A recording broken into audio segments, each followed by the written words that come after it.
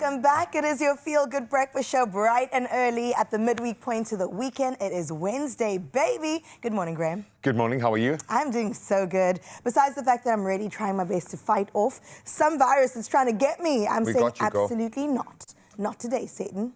No, ain't gonna happen. We'll protect you. We are in your corner. If you're feeling it today, we'll give you the energy, or at least we'll let you live vicariously through others who have way too much energy, and they're pouring that energy into purpose, being World Bicycle Day. What? Oh, now I got your attention. Yes, it's your day. If you're one of those people, you can be a weekend warrior, you can be an everyday warrior, you can be a professional cyclist. I think you get it. There is something powerful about the movement on two wheels, the freedom, the fitness that comes with it. Wow. But most importantly, and you can see this around those coffee shops in the mornings, but the amount of spandex everywhere. It's a community. You will find your tribe out on the roads. And we can say that because I wear the spandex. So I love that for you. We would love to see a picture. I love a little casual bike ride on the promenade. It is really just so cute. From breathtaking cycling routes across South Africa with endurance athlete Simon Stoffberg to inspiring stories of empowerment with Nikki Haywood and Lena Runge from Trail Angels Cycling Club. We're definitely going to be exploring how cycling is changing lives in more ways than one. I think they come with aura. I think that's the right like term. I felt it as we arrived this morning, not just from like the bold colouring of their branding, but they have come on a mission. I absolutely love that. And we're also going to head to Khayelitsha, where Culture Cycles is creating opportunities for young South Africans in the most dynamic way through cycling, but also through connection, proving that a bicycle can be so much more than just transport. It's a pathway to confidence, to connection, and endless possibilities, as the open road shows us. So I'm going to let you embrace today's open road and maybe close off some of those threads from yesterday. Very busy day, certainly in the world of sport. Big guns continue to fall. Some new names continue to progress at Roland Garros. We'll touch on that in just a moment as I get into those sporting headlines. But right now, let's set the tone for the day with the news. And thank you for that so much, Gray. 2 minutes after 6 o'clock. Let's dive into your first bit of national news headlines.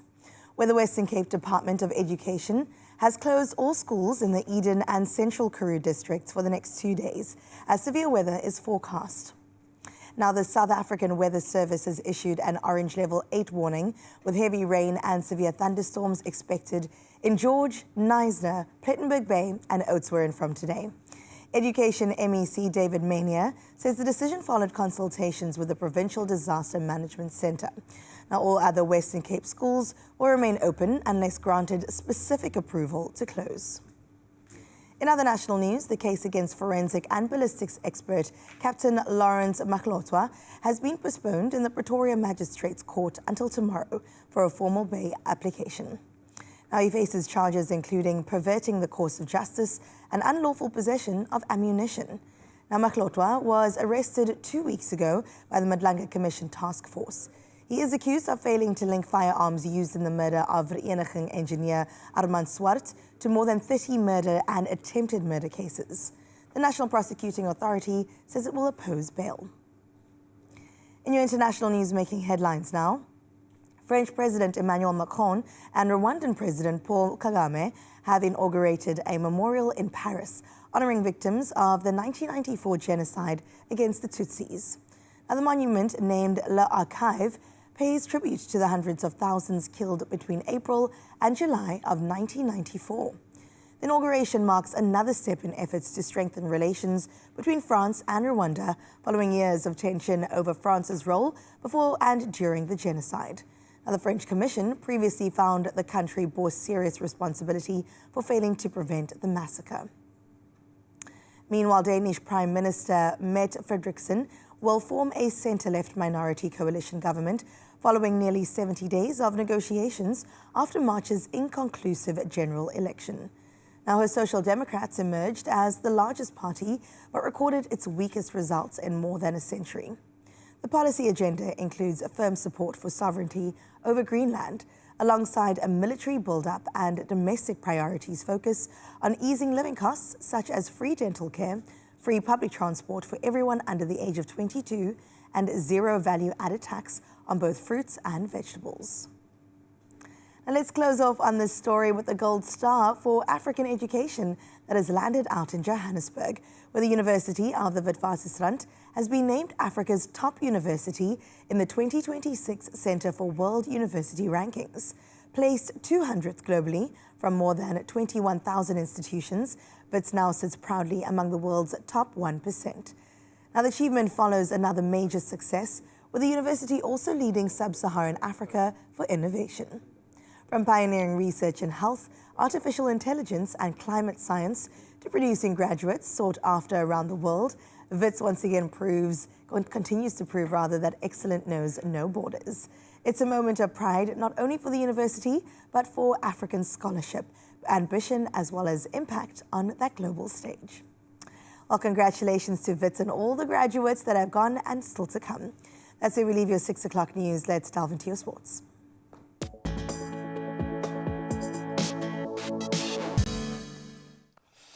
We are certainly into the business end of all seasons at the moment. Let's get into the footballing lane as Magesi FC and Milford FC will face off in the PSL promotion playoffs later today.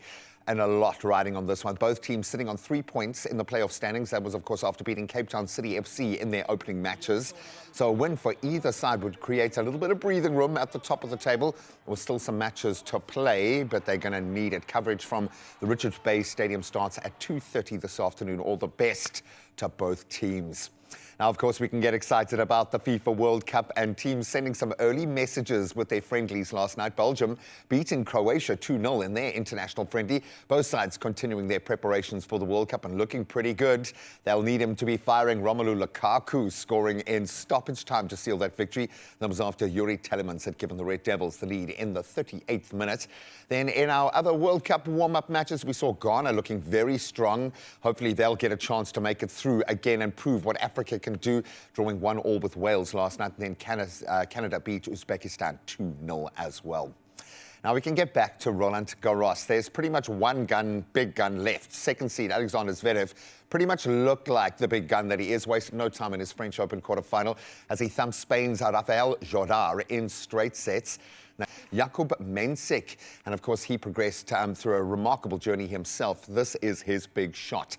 And of course, in the women's singles draw, Marta Koscheck and Mira Andreeva, they both booked their places in the semi-finals as well.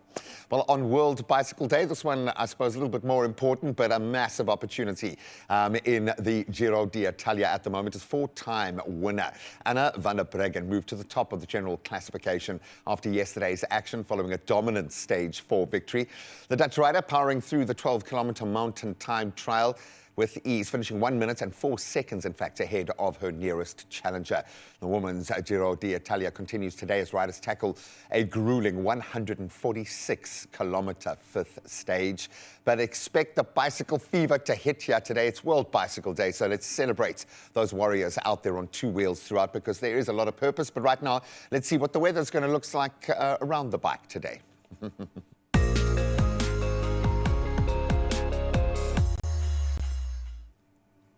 All right, so let's help you decide what you're going to have to put on today. And we start up in Polokwane up north. Your day kicks off with mostly sunny skies above. Temperatures start from a low 9 degrees going up to a beautiful 25 today. Great midweek weather, warm sunny conditions expected in the coming days as well. Your temperature highs in the low to mid-20s. Throughout, in fact, very little rain to speak of. Shifting now to Klerksdorp, we say good morning to you as you wake up to sunny skies. That's how the start of the week looks, and we're going to hopefully keep it there. Temperatures beginning on a low of 9 today, reaching a high of 22 degrees for your Wednesday. We will see the rain kicking in tomorrow, 55% chance, with temperatures ranging between 3 and 17 degrees. And the rest of the week remaining partly cloudy, staying in that lane. To Pretoria we go next, and you can expect mostly sunny skies throughout your day today. Temperature range between a low of 9 and a high of 22 degrees for the midweek. And then as we move into the next couple of days, you can expect a bit of a mix of partly cloudy and sunny and humid conditions. Those daytime highs in the high teens to low 20s.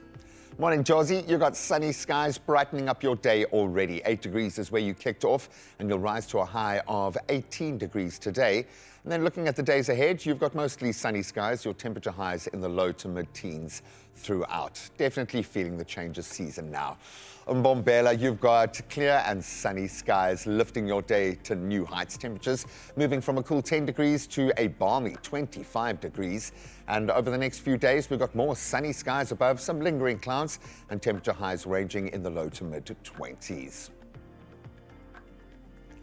Bloemfontein is our next stop, and we say good morning to you. If you look up, you'll see partly cloudy skies above today, and your temperatures will rise from a low of 6 degrees to a high of 20 degrees for your Wednesday.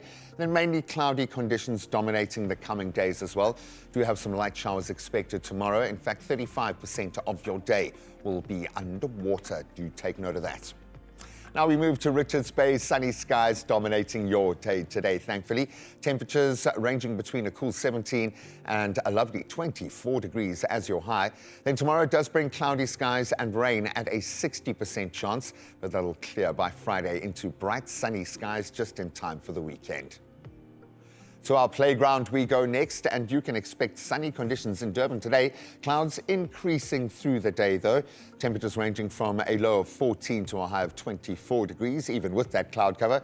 Tomorrow does bring you partly sunny skies and rain forecast at 45%. And your temperatures will start at 13 degrees, rising to 24.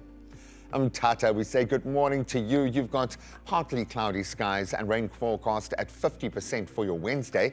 Temperatures climbing from a brisk 9 to what will be a pleasant 20 degrees when the weather clears. Then over the coming days, expect rainy conditions to stick around. Tomorrow, 80% chance of rain. By Friday, that eases to 35%. Mkhuba, formerly known as Craddock, the day will be mainly partly cloudy with rain chanced at 95%. You've got a little bit of everything today.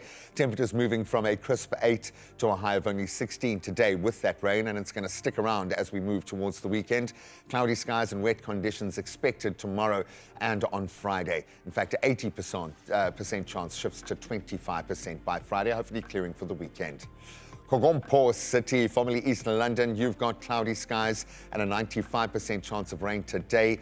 13 and 19 your temperature range, and for the next few days it's going to stay like that. The wet weather is going to stick around. 58% chance of rain, and those temperatures sticking in the low 20s.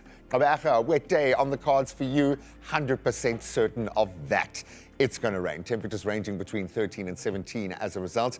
That's a 90% chance of rain as we move to tomorrow, and those temperatures sticking in the low or mid to high teens. To gorgeous George we travel next, and the wet weather continues to spread. You've got a 100% chance of rain today. Cool 12 degrees is where you start your day, 15 your high. And looking ahead, cloudy and rainy conditions are going to persist tomorrow. 100% chance of rain once again. Temperatures sticking between that kind of 11 and 14 range. Down to the mother city we go, and the day begins with some morning showers and a quite strong southeasterly wind we're experiencing already. Your temperatures ranging between 12 and 17 degrees. Then expect those strong winds to continue into tomorrow, and your high is sitting at 17 degrees pretty much for the remainder of the week. Into Sutherland we shift now, and skies will remain partly cloudy today. In fact, you will have a 60% chance of rain as well. Temperatures ranging between a cold 3 degrees and only 11 as your high for your Wednesday. Tomorrow is set to be the coldest day of the week, your lows reaching a -1 degree, and you've got a 55% chance of showers just to add to the flavor. Then we move to Kimberley next, and you can expect partly cloudy skies accompanied by a noticeable northerly wind today. Temperatures will rise from a cold 6 degrees to a balmy 23, and you can expect that to persist over the coming days. Your temperature highs in the mid-teens as a result of that cloud cover. And up is our final stop in our countrywide tour. Sunny skies are going to set the tone for your day, thankfully. Temperatures do start at a low of 7, but they'll be up at 22 degrees come the peak of the day. And in the days ahead, you can expect mainly bright and sunny skies to stick around. Tomorrow starting off with an overcast and a high of 16 degrees. So a bit of moderation there as well. But of course, we need to be inspired, not just by how it feels, but what it looks like in your part of the world. And we've had some cracker sunrise photos sent in this week already. So let's see if Teresa Turner down in Howick, one of my favorite parts of the world, oh my word, must be a farm. Have to be on a farm if you're in Howick. 21 degrees is your high today. It doesn't look like we're close to that yet. Looking at that picture, you can kind of feel a bit of the chill in the air. But that says hope, that says possibility, that says a brand new day. If you can do better, prove it. From your lens to our screens, as we always say, please share your sunrise with us. And it doesn't even have to be today's sunrise. Just prove that you've once gotten up early enough. Now, we'd love to see how you wake up. 063-036-9649 if you want to chat about anything today. And I have a feeling there's a lot to chat about. That's the line to use. I feel like we're going to have so much to talk about just in the first hour of the show. Start preparing me, my friend. What's on the cards? All I'm saying is that don't let the wheels come off, especially if they are two wheels, because we're going to use them to cycle all the way through on World Bike Day. We can't wait to get into great conversation. I know Simon Stoppels is standing by to get into that convo in just a little on the other side of this break. And then, of course, we've got to get into 5 must-have cycling routes that every South African has to do at least once in their lifetime, all right? Even if you choose one of the 5, we won't even judge you. So stick around to get that plug on all things good on the other side. We'll see you now. Only you can make my day.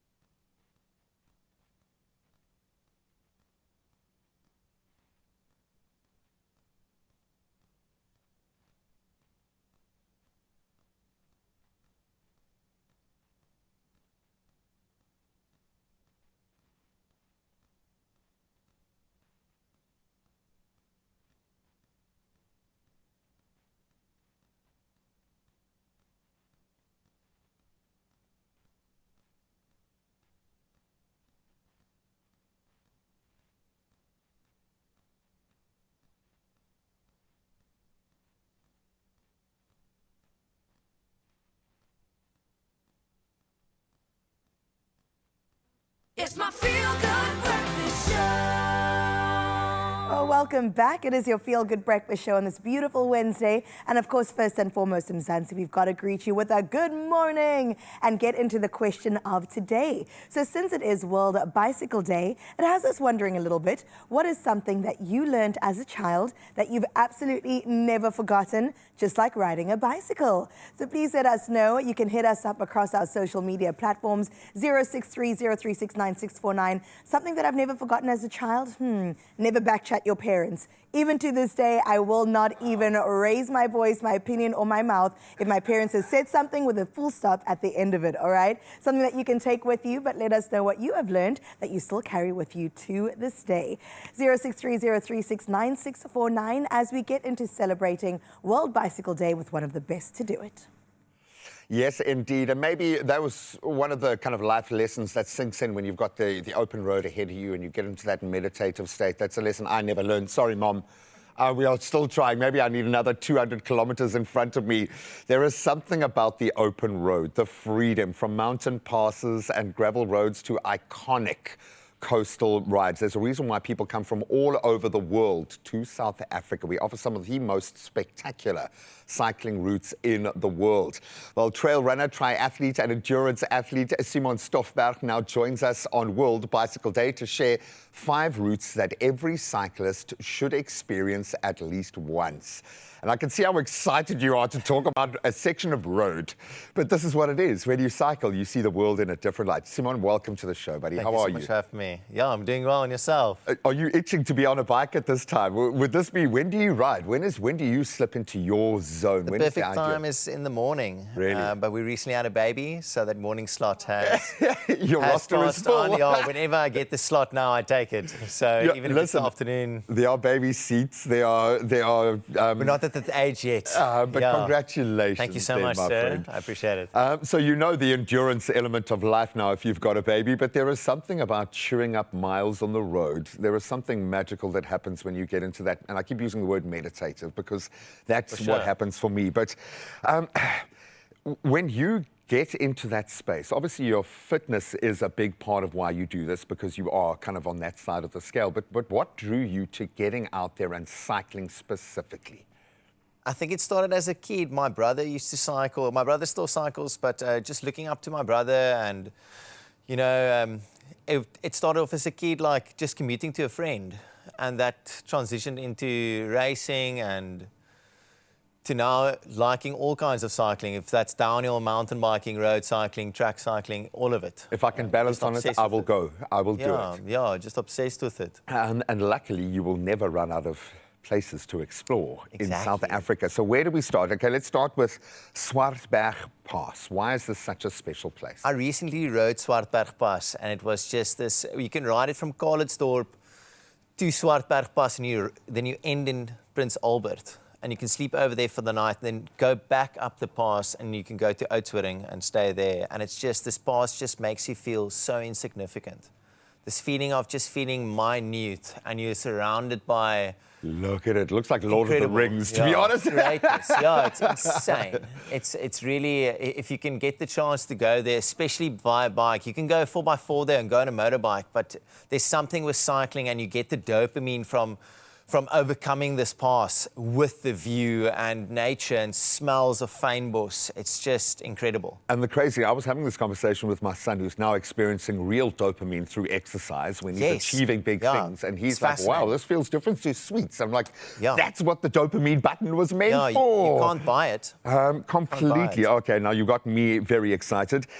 Then you've chosen Jonkershoek Irish to Red Phoenix combination. Explain yourself here. In Stellenbosch, there's a very famous nature reserve called Jonkershoek, and it's just a classic. When I grew up in Paarl, but when I went to study in Stellenbosch, it was just this moment of like, oh, it's just around the corner. Go there every day. It's right there. It's beautiful, amazing trails, well looked after, stunning. Highly recommend it. And it feels like a pocket universe. I remember doing a ride with Barry Stander out there, and the first mistake was they sent me to go do a ride with Barry Stander in these. I've also learned that lesson the hard way, riding with pros. You know what I'm saying? But what hit me, they were getting the same buzz that I was from being in that environment. And I would have thought that luster would have gone a long time ago. So bless you wherever you are, Barry, man. But there is something magical about these little pocket universes we can disappear into. We've got the coastline that the whole world wants to come and see. What is your selection? If I say from Strand to Hermanus, nice and flat, not too hectic. Yes, my parents have a beach house in Hermanus, so I always grew up in Hermanus, and my brother used to ride from Stellenbosch to Hermanus, and it was always this big thing. And as I've gotten older, I've done that ride, and I did it now this weekend. I made a little video on Instagram, and it's like, if you go from Somerset or Stellenbosch, you go coastal, it feels like you're in Italy. You're not in Italy, but it just feels like you're popping in from town to town. You could stop for coffee or whatever. And you see your country in a different way. Exactly, right? exactly. Man, that Yeah, feels like a stunning. coming of age, because every time you ride, you've got to overcome something. Exactly. So you put a bit of nostalgia in there, a family connection, and Yes. suddenly it's a ritual. Suddenly Yeah. It's so much more, man. I love this.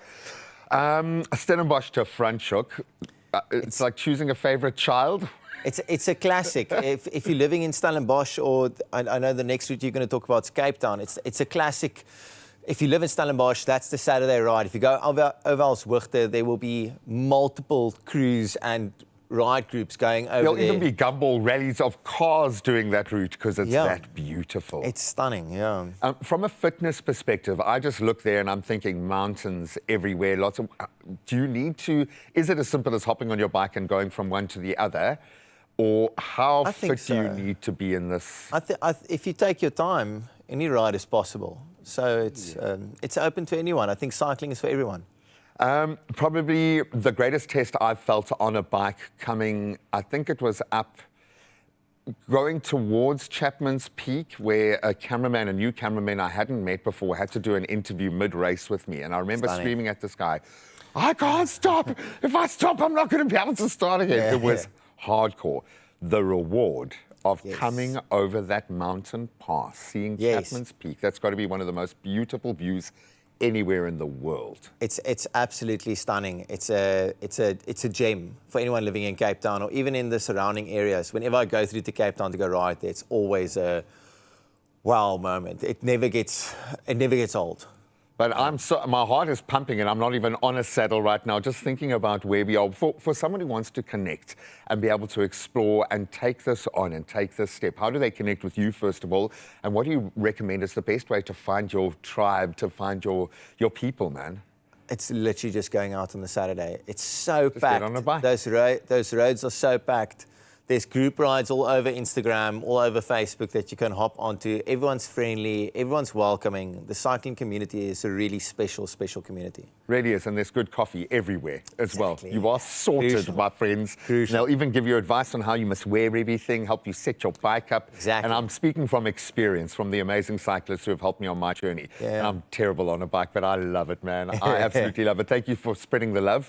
We're going to keep Simon's social media handle everywhere so you can connect with him to ask questions. He's got a wealth of information, and you might just discover your purpose on the bike, and the Trail Angels are going to give us that in spades in just a moment. When we talk about finding your tribe, I think they have found their happy place, but it is purpose driven, and they are doing amazing things as a result. So to everyone on their bikes at the moment, wings or no wings, we love you. Thank you for helping us celebrate World Bicycle Day, and we're going to continue to do that with the Trail Angels after this. Only you can make my day.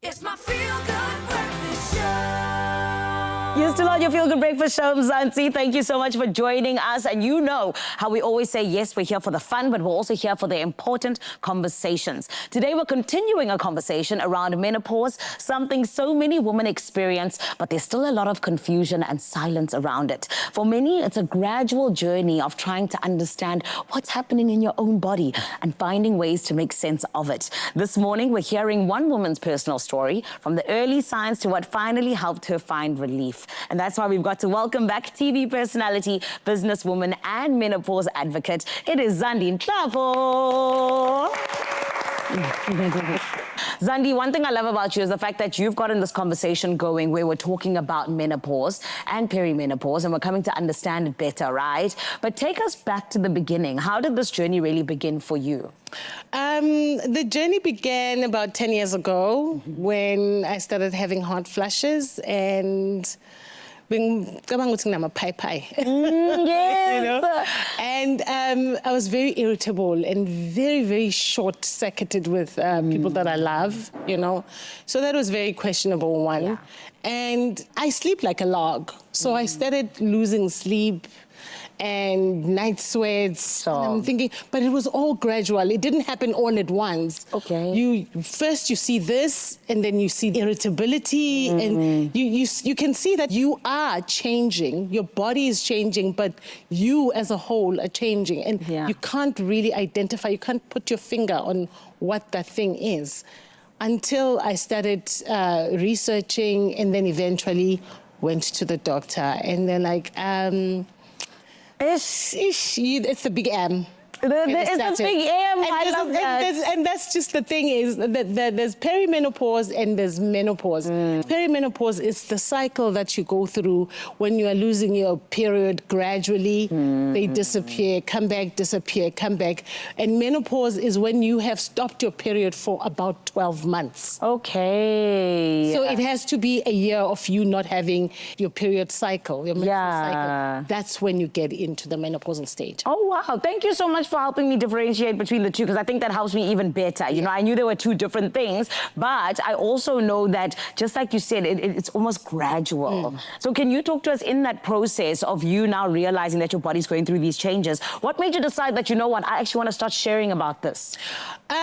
Because I found that no one is talking about it. It was such a taboo subject. It was almost like your menstrual cycle, where it's a hush-hush thing that we, much like puberty, we have to talk about puberty to our girls and boys, because it's a gradual and natural progression of your body. It's growing, it's developing, it's growing through different stages of life. You know, when you say menopause, it's like you're talking about something so dirty, something that needs to be hidden. Like it's a secret.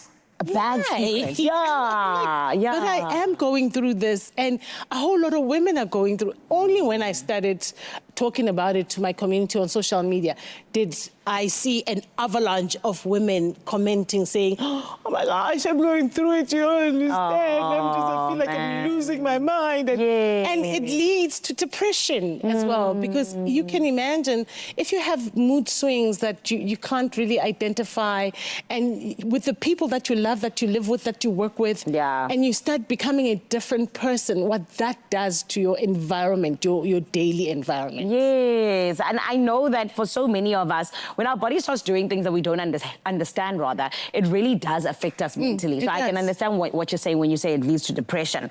But then along the way, you tried many different ways to just really find relief when it comes to the symptoms. Oh, I tried everything. Talk to us about that, and talk to us about the thing that eventually worked for you. I tried everything. I tried changing my diet. I tried my sleep routine became different. You know, I was like, okay, maybe if I sleep during the day, I don't know, I'm not going to lose sleep at night. I tried different medications, supplements.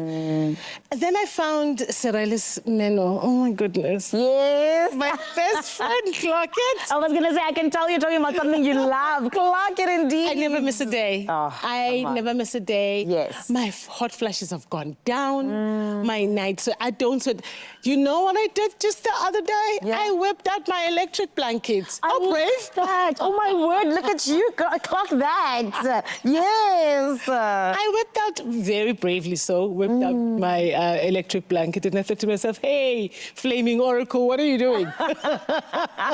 Most of the symptoms that I had that were bothering me the most out of the many have kind of reduced drastically. Beautiful. I will feel the hot flash coming, but it won't be as vigorous and violent as it used to be. Now it's like a whisper, like, hey, I could be. I love that analogy. It's like a whisper, yes. Yeah. That's beautiful. And that's why then I have to also ask you, what makes this stand out compared to anything else that you could possibly use? Because of the fact that it's backed by clinicians and it's backed by science. Yes. At least you can go back and say, but hey, your product promise doesn't deliver. Well, what do you mean? But it delivers absolutely. And the fact that it's science-backed, that's what I was leaning more towards because of the fact that I had tried so many other things. Yes. As someone who is an advocate, and I'm so glad that you're someone who can bring us a solution like this, what is your message to women out there who are possibly still on this journey at the beginning of it, the way you were 10 years ago? What do you have to say to them? I would say, first and foremost, just go to your doctor, go to your practitioner, your health practitioner, get checked out. Find out what it is that you are deficient of to begin with, you know? And then find solutions that are suitable to you. But go easy on yourself as well, because this is just beyond a health thing, a physical thing, but also a mental and emotional balance that's needed. So be aware, do as much research as you can about perimenopause and menopause. Yes. When you know better, you do better. Facts. Very true, very true. So, and when you get to that point where you want a solution that's non-hormonal, I really do suggest Cerelis Meno because I'm on it. My friends are on it. There's a friend of mine who's, she's so short with people, actually. She's very abrupt, if I may say so myself. But ever since I suggested this, and she sent me a voice note, she was like, oh my goodness, Cerelis Meno is doing the Lord's work. I love it. I love that. I would say find a solution that suits you, but make sure that whatever it is that you find, you can trust. One thing that I need to mention as well is the fact that it is suitable for women with breast cancer or that have had breast cancer. And the fact that you just take one a day at any given point in time, whether it's morning, afternoon, or evening, it's totally up to you. So, my Zandi, for ladies who have had an epiphany this morning of being like, oh my goodness, I've been on this journey and now here's something that can finally help me, where can they get it?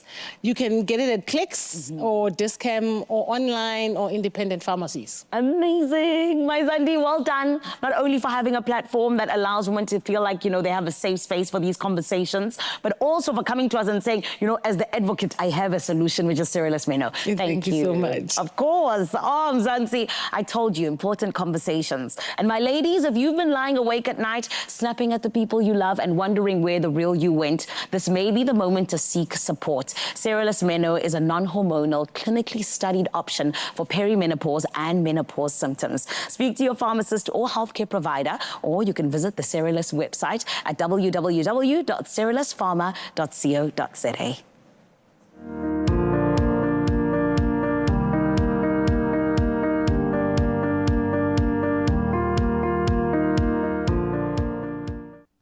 What a beautiful conversation. So great to see Zandi once again. Zanele, well done on that. And it does remind us that in every stage of our life, exercise is absolutely vital, especially as women, which is why as this day we're celebrating World Bicycle Day. We're joined by two inspiring women from Trail Angels, South Africa's largest women-only cycling club. Now, the founder, Nikki Hayward, started this club back in 2012, and that was to help more women discover their potential through cycling, while Lena Rang also joins us, a complete elite beginner in 2018. And now, of course, is one of the club's coaches and community leaders, because that's how it goes. We climb up the ranks wherever we are. More power to women. Let's give them a feel-good welcome, everybody. Come on.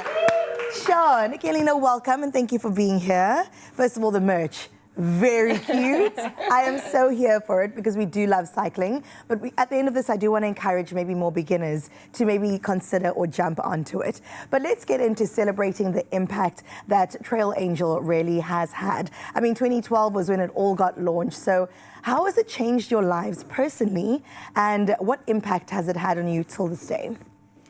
So I think for me, cycling started for me 20 years ago. Sure. And it was raising 3 small kids, and it gave me a time for myself on my bike in nature, and it made me feel amazing. It gave me confidence, and I started taking part in events, and then realized actually there's not a lot of women at these events. And so then I thought, okay, it's changed my life, so I'd like to help other women experience the same thing that I experienced. Sure. And I started a little group of 5 ladies, and we met once a week to ride and to learn about our bikes and how to use the brakes and the gears, etc. And then that just grew over the years into what it is today. And when I started it, it wasn't even a club or anything. It was just like a social hangout. It was like a social hangout. And now today we are such a big club with, you know, we've got 6 qualified skills coaches. We've got 5 different riding groups. We've got loads of ladies that are part of our community, and it's just been a very incredible thing for me to experience how it's changed women's lives, not only on the bike but off the bike as well. So it started for me as a physical thing, and now it's turned into watching personal growth, personal development of women. So it's been beautiful, really amazing, and it's my passion, and it's brings me joy, and I can see that it brings all the ladies a lot of joy as well. I mean, you know, you're nodding as well, saying yes. Yes. That was you back in 2018. Yes. So how has this journey impacted you? For me, I must say cycling has changed my life. Yeah. I mean, I started as a complete beginner in 2018. Sure. And I actually started to do something for my health, for my fitness, but cycling gave me so much more. I mean, all the places I discovered, beautiful places I would have otherwise never seen without my bike, and friendships I made, and also things I discovered about myself. Like, I gained confidence, self-belief. And as Nikki said, these things, they don't stay on the bike. You take them with you to your life.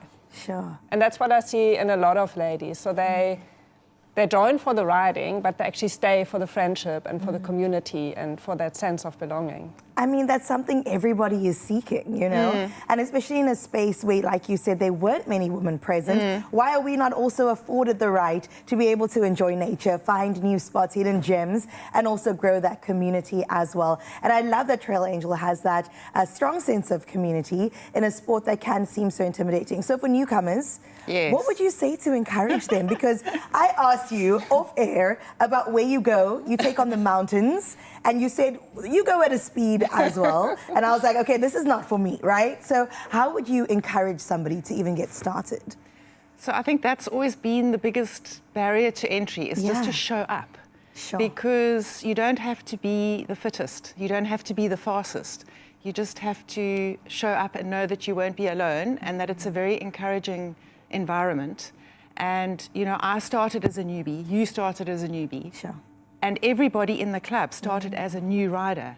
And so I find that the club members they pay it forward. You know, they're very welcoming. There's no judgmental. You can just show up in your true, authentic self, be who you are, and just a whole new world opens up. That's amazing. So I don't even have to have the right gear, maybe even the right bike. No. I come through and we grow from there. We grow. Yes. We grow together from there. I love to see it. Okay, so for women who may be inspired by World Bicycle Day, but maybe feel like you said they've got their own limitations, where do they get started with you? Do they reach out on social media? Do they show up in Takai? What do they do? And can they get started today? So we have a group called a newbie group. Okay. And all our ladies that are starting out, who haven't been riding for many years and want to get into the sport, that's the group for them. And we're often seen around riding in our branded kit, and then women will stop us and say, "Oh, are you a cycling club? How do we join?" And so we have a website, we have lots of socials, we're very active on our social media. And yeah, we often stop for coffee because that's part of our culture. I mean, come on. And, a little croissant along the way. Yeah, and so we often have people at the coffee shop saying, "Oh, where do you ladies ride, and how do I join?" And so it just organically grows, and just spreading our love and passion for the sport and getting more women also to events. You know, not everybody is event driven, and that's not the sole purpose of our club, is to get you to an event. Some people ride for social reasons. Right. Some people just ride to get out in nature. And but we do have a section of our club where we work towards these big events. Yeah, the goals, right? Yeah, the goals. And so some people are goal driven, and so we collaborate with a lot of the events, and we're bringing heaps more women to these events. And so the events are obviously grateful for what we do in the cycling community. And yeah, the ladies love a goal because courage is contagious, right? That's right. Courage is contagious. It's so I love that. So, you know, if you've got the courage to do it, well, why can't I? Why can't I? And then another one, and before you know it, you've got 50 ladies riding an event. Oh my gosh, You know? the Absa Cape Epic. Yes. Let's take that on, you know. It's part of the event season that we cover every single year. And it is so beautiful to see that maybe one day they'll be able to even accomplish that. Oh, courage is contagious. That is something I am taking with us. Nikki, thank you for doing what you do, and more power to you. That is incredible. Lena, thank you as well. Thank you for joining us today. And we'll keep the information on our socials throughout. So please, if you're in the Cape Town area, Interkai in particular, join in. Age is nothing. It's not even a barrier, not even a number. Also height, weight, nothing. Jump on, and definitely jump on those two wheels. For now, though, we're going to see what's coming up on your Feel Good Breakfast Show. Gray, what's up?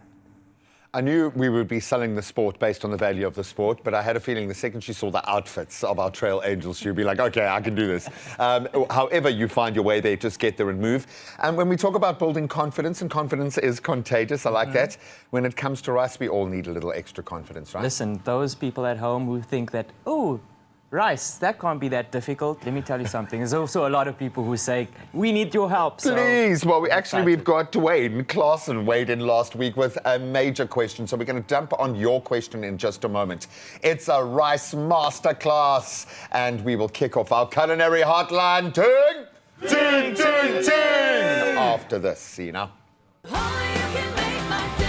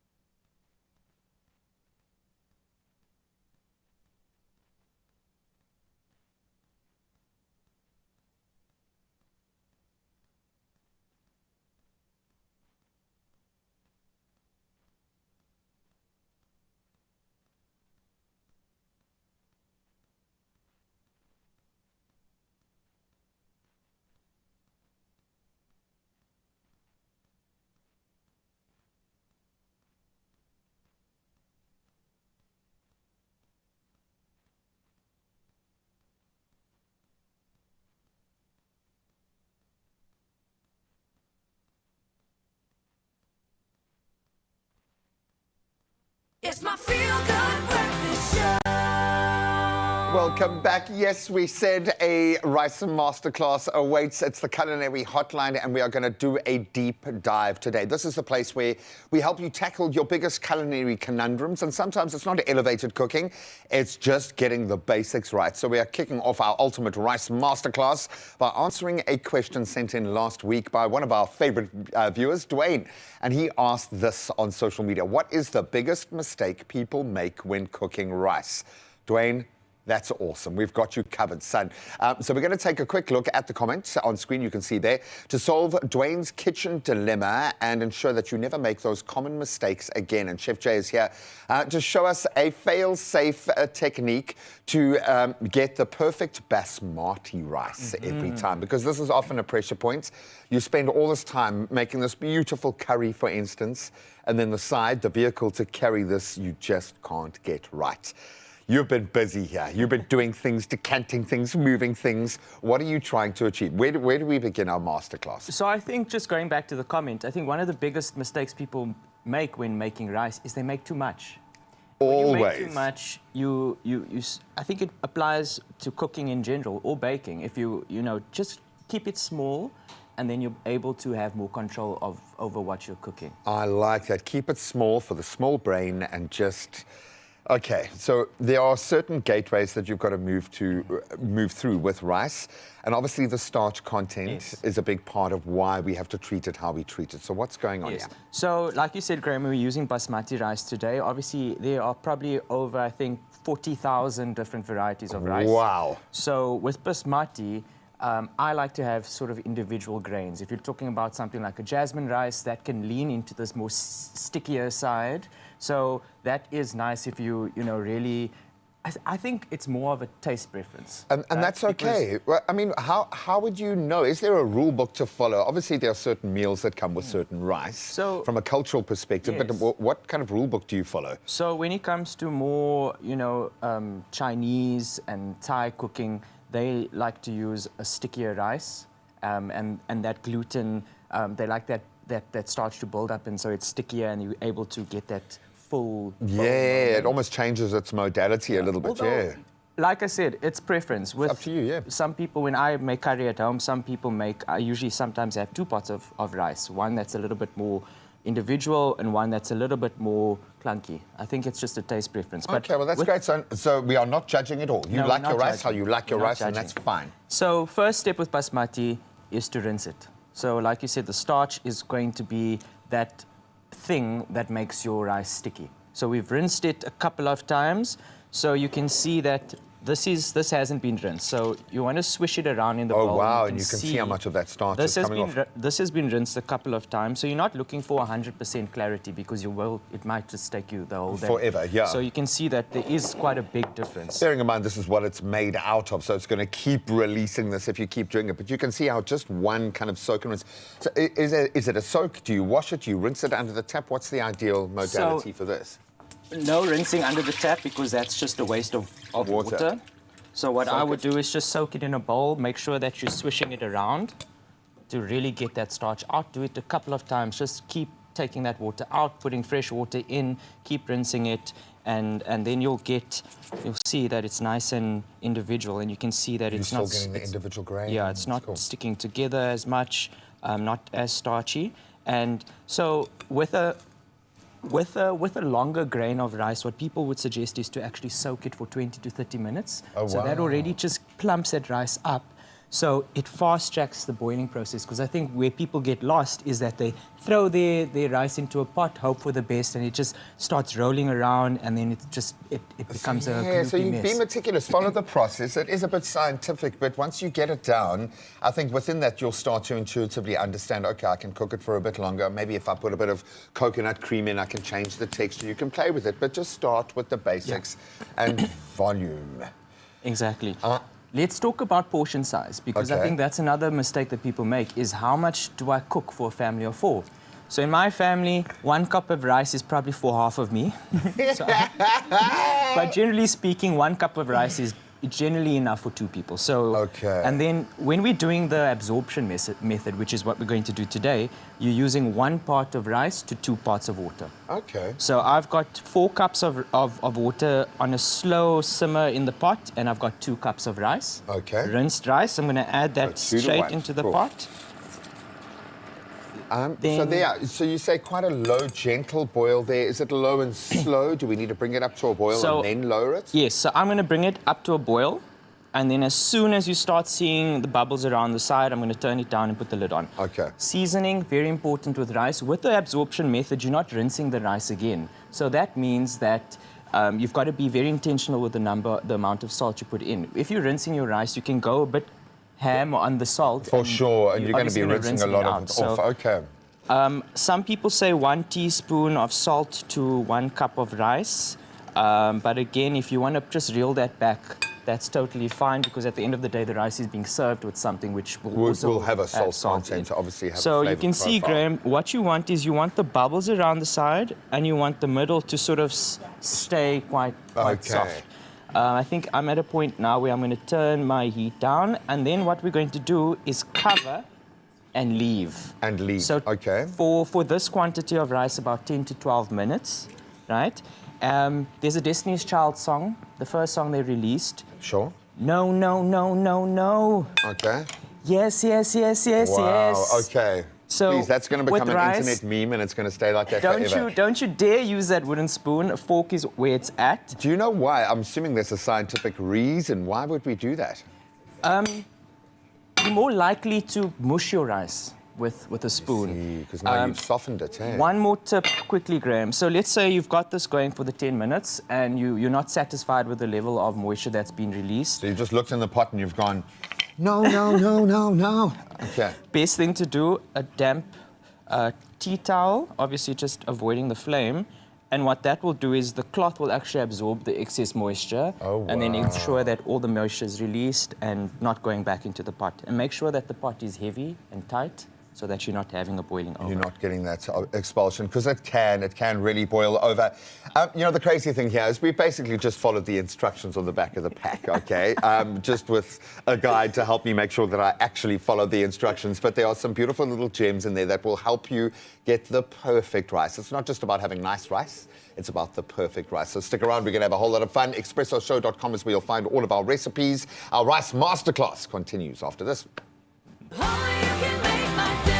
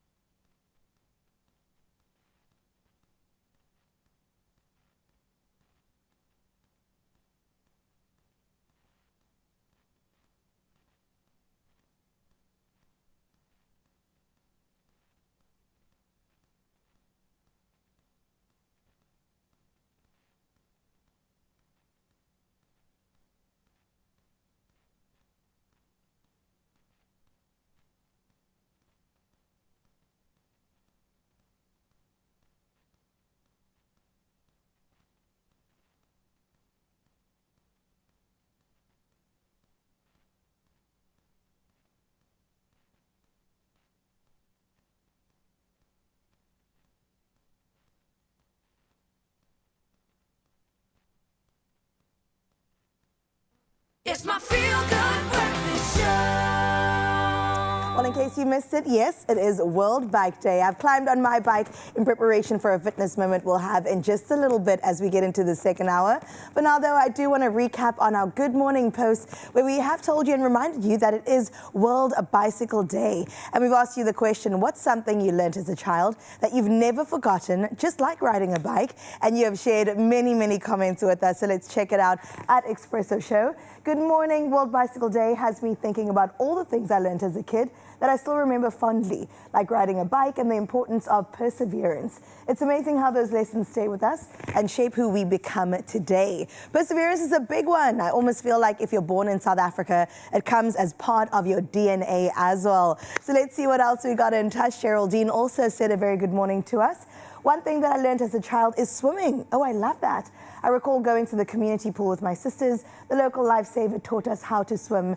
It was great fun and an important life skill to learn and achieve. That's right. Swimming is such an important life lesson that we've all got to get into. So in case you needed that encouragement today, learn how to swim. Let's check out one more comment coming through. This one from DC class.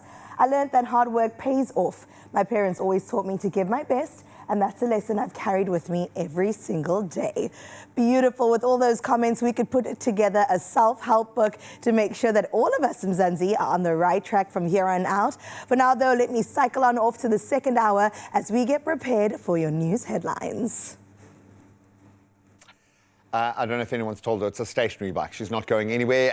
Yes, we'll get on the bikes in just a moment. But right now, let's get into the second hour of the show with our national news. And we do start here in South Africa, where the Special Investigating Unit has uncovered 8.3 million rand in bursary funding irregularity allocated by the Free State Office of the Premier without proper processes being followed. So the probe found that bursaries were awarded to foreign nationals, relatives of officials, and applicants who did not meet requirements. Investigators also noted negligent approvals and weak oversight by officials responsible for administering the program. In one case, in fact, a student continued receiving funding for a degree over 7 years instead of 3, highlighting the significant administrative failures and approval procedures. So certainly watch that space. Now we stay in South Africa, where the Western Cape Department of Education has now closed all schools in the Eden and Central Karoo districts. That's for the next 2 days, as severe weather is forecast for the region. Now, the South African Weather Service has issued an orange level 8 warning with heavy rain and severe thunderstorms expected in George, Knysna, Plettenberg Bay and Oudtshoorn from today. Education MEC David Mania says that the decision followed consultations with the Provincial Disaster Management Centre, and all other Western Cape schools will remain open unless granted specific approval to close. Now we can cast a wider gaze on the international news front. Russia launched hundreds of drones and dozens of missiles at Ukraine overnight, killing at least 22 people and injuring about 130 in attacks on cities including Kiev and Dnipro. Now the assault followed Russian warnings of further action after a drone strike on a dormitory in the Russian-controlled Luhansk region, which Ukraine denies carrying out. In fact, Ukrainian President Volodymyr Zelensky said intelligence indicated that another large-scale attack could follow soon. And the latest bombardment marks now the third major strike on Kiev in less than a month as the war continues amid stalled US-brokered peace efforts in the area. Now we bring it back to an African connection, as French President Emmanuel Macron and Rwandan President Paul Kagame have inaugurated a memorial in Paris honoring the victims of the 1994 genocide against the Tutsis. Now, the monument, named L'Archive, pays tribute to the hundreds of thousands that were killed just between April and July of 1994. And the inauguration marks another step in efforts to strengthen relations between France and Rwanda following years of tension over France's role before and during that genocide. And a French commission previously found that the country bore serious responsibility for failing to prevent the massacre. Now, let's see what happens when an act of simple kindness blossoms into something truly remarkable, a heartwarming friendship between a Canadian woman and a flock of grateful crows. Yes, birds. So after helping rescue an injured crow trapped in a rain gutter and then driving it to a wildlife rehabilitation centre, Leah Wilson of British Columbia thought that her role was done and dusted. Instead, she soon began receiving gifts from the sky, including feathers, moss sticks, and even a tiny nest. Now, crows accompany Leah and her dog on daily walks, with the rescued bird identifiable by a leg band definitely among them, and scientists have long documented similar behavior, saying crows are exceptionally intelligent, clearly, and are known to leave objects for humans who regularly feed or help them. Doesn't that restore your faith just a little bit? Well, on that beautiful note, that's where we leave our 7 o'clock news. Let's delve into the sport.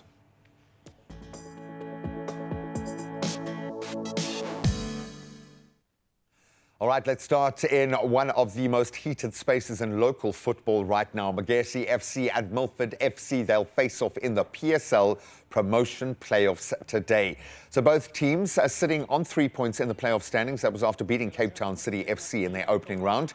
Now, a win for either side will create some vital breathing room at the top of the table, with still matches to play.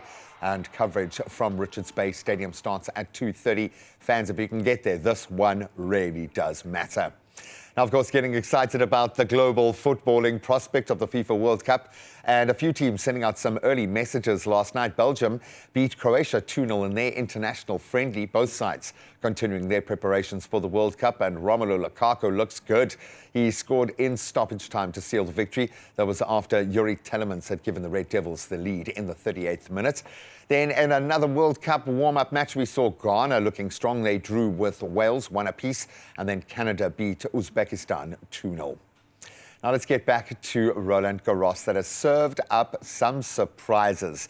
Pretty much only one big gun left in the men's draw, and our second seed, Alexander Zverev, wasted no time in the French Open quarterfinals yesterday, thumping Spain in the Final Four tomorrow. Then on the women's singles side of the draw, Marta Kostyuk and Mira Andreeva, they've both booked their places in the semi-finals as well. We'll continue to watch that space. This one carrying a little more relevance on World Bicycle Day. Let's head to the latest tour and four-time Giro d'Italia winner, Anna van der Breggen. She's moved to the top of the general classification. That was following a dominant stage 4 victory yesterday. The Dutch rider powering through the 12-kilometre very fast mountain time trial, finishing in fact 1 minute and 4 seconds ahead of her nearest challenger. The women's Giro d'Italia continues today as riders tackle a grueling 146-kilometre fifth stage. So we'll continue to track their progress, but that's where we leave our sport for now. I think the roads should be up and running. Let's get the latest on the traffic front.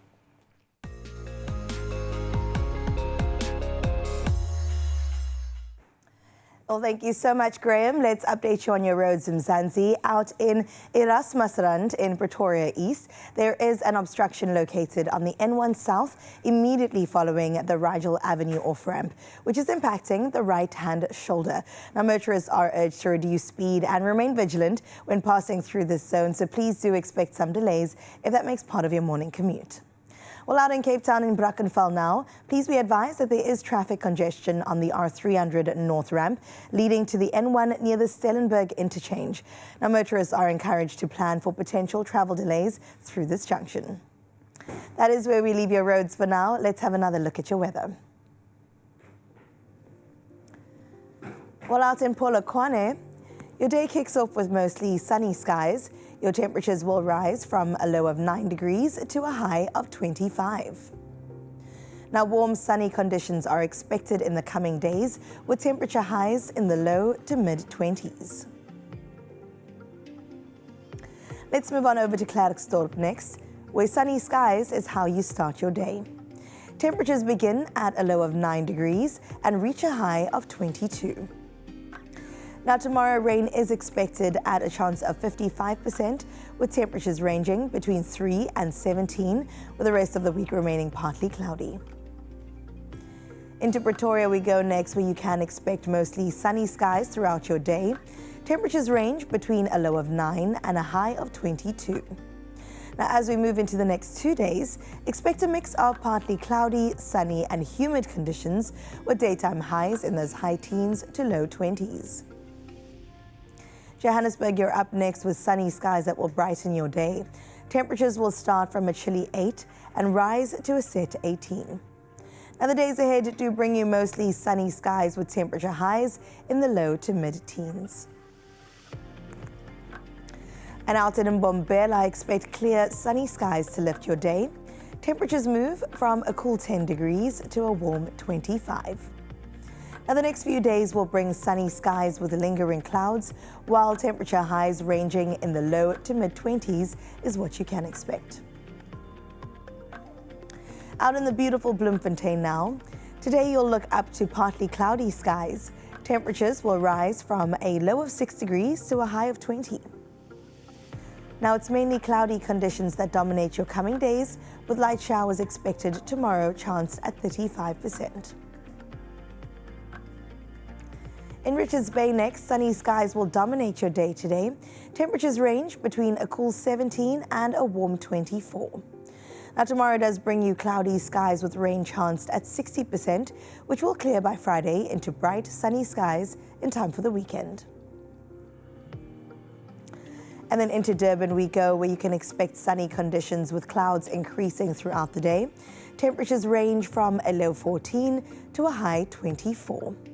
Now tomorrow brings you partly sunny skies with rain forecast at 45%, while temperatures rise between 13 and 24. And then into Mthatha we go, where today brings partly cloudy skies with rain forecast at 50%. Temperatures do climb from a brisk 9 to a pleasant 20 degrees. Now, over the coming days, expect a rainy condition to persist, with tomorrow chanced at 80%, while Friday eases to 35. Out in Uba next, the day will be mainly partly cloudy, with rain chanced at 95%. Your temperatures, well, they'll move from a crisp 8 to a high of just 16. But cloudy skies and wet conditions are expected ahead, with tomorrow chanced at 80 and the next day at 25. Kagompo City today brings you partly cloudy skies with showers forecast at 95%. Now your temperatures will range from 13 to 19 degrees, and you are in for wet days ahead with rain averaging around 58%, while temperatures settle to the high teens to lower 20s. Ebeja, on your side of town, are wet days on the cards today, chanced at 100%. Temperatures range between a low of 13 and a high of 17. Now tomorrow brings you rain chanced at 90%, with temperatures moving between 12 and 17. Out in the gorgeous George now, a wet afternoon is expected today, chanced at 100%, no chance for doubt there. Temperatures will rise from a cool 12 to a high of 15 degrees. Now looking ahead, cloudy and rainy conditions stick around, with tomorrow chanced at 100%. Temperatures will be ranging between 11 and 14. And then out in Cape Town, the day begins with morning showers and strong southeasterly winds.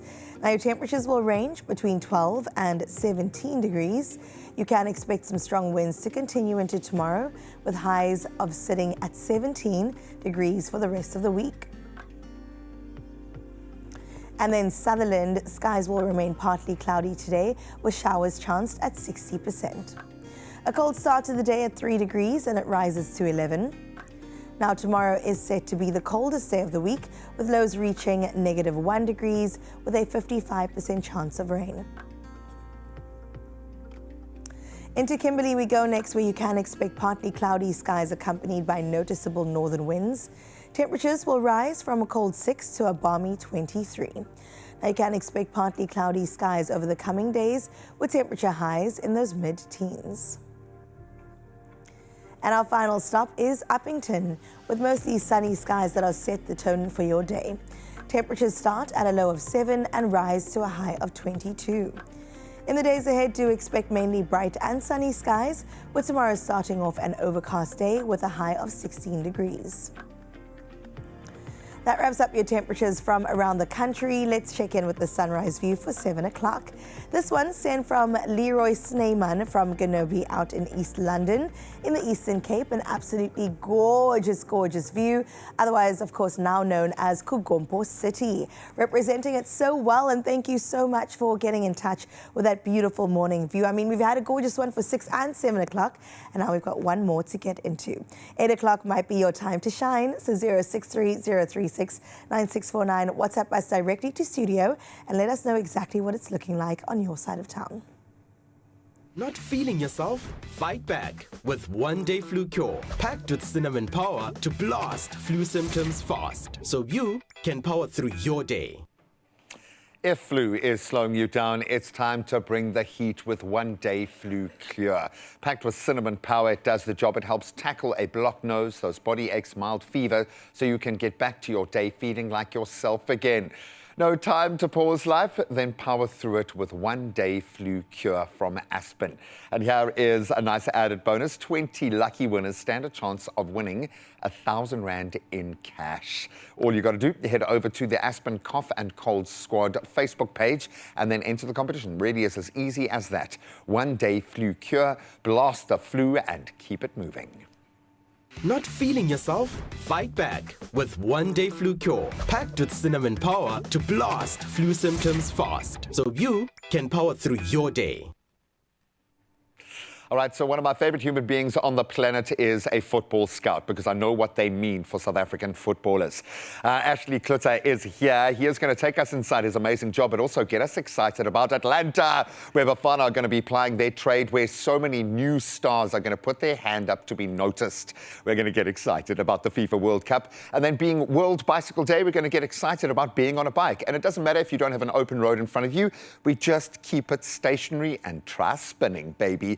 My very brave, my intrepid warrior work wife is going to tackle one of these bikes in just a moment, but she's got an expert guide as well. We'll see you after this. Only you can make my day.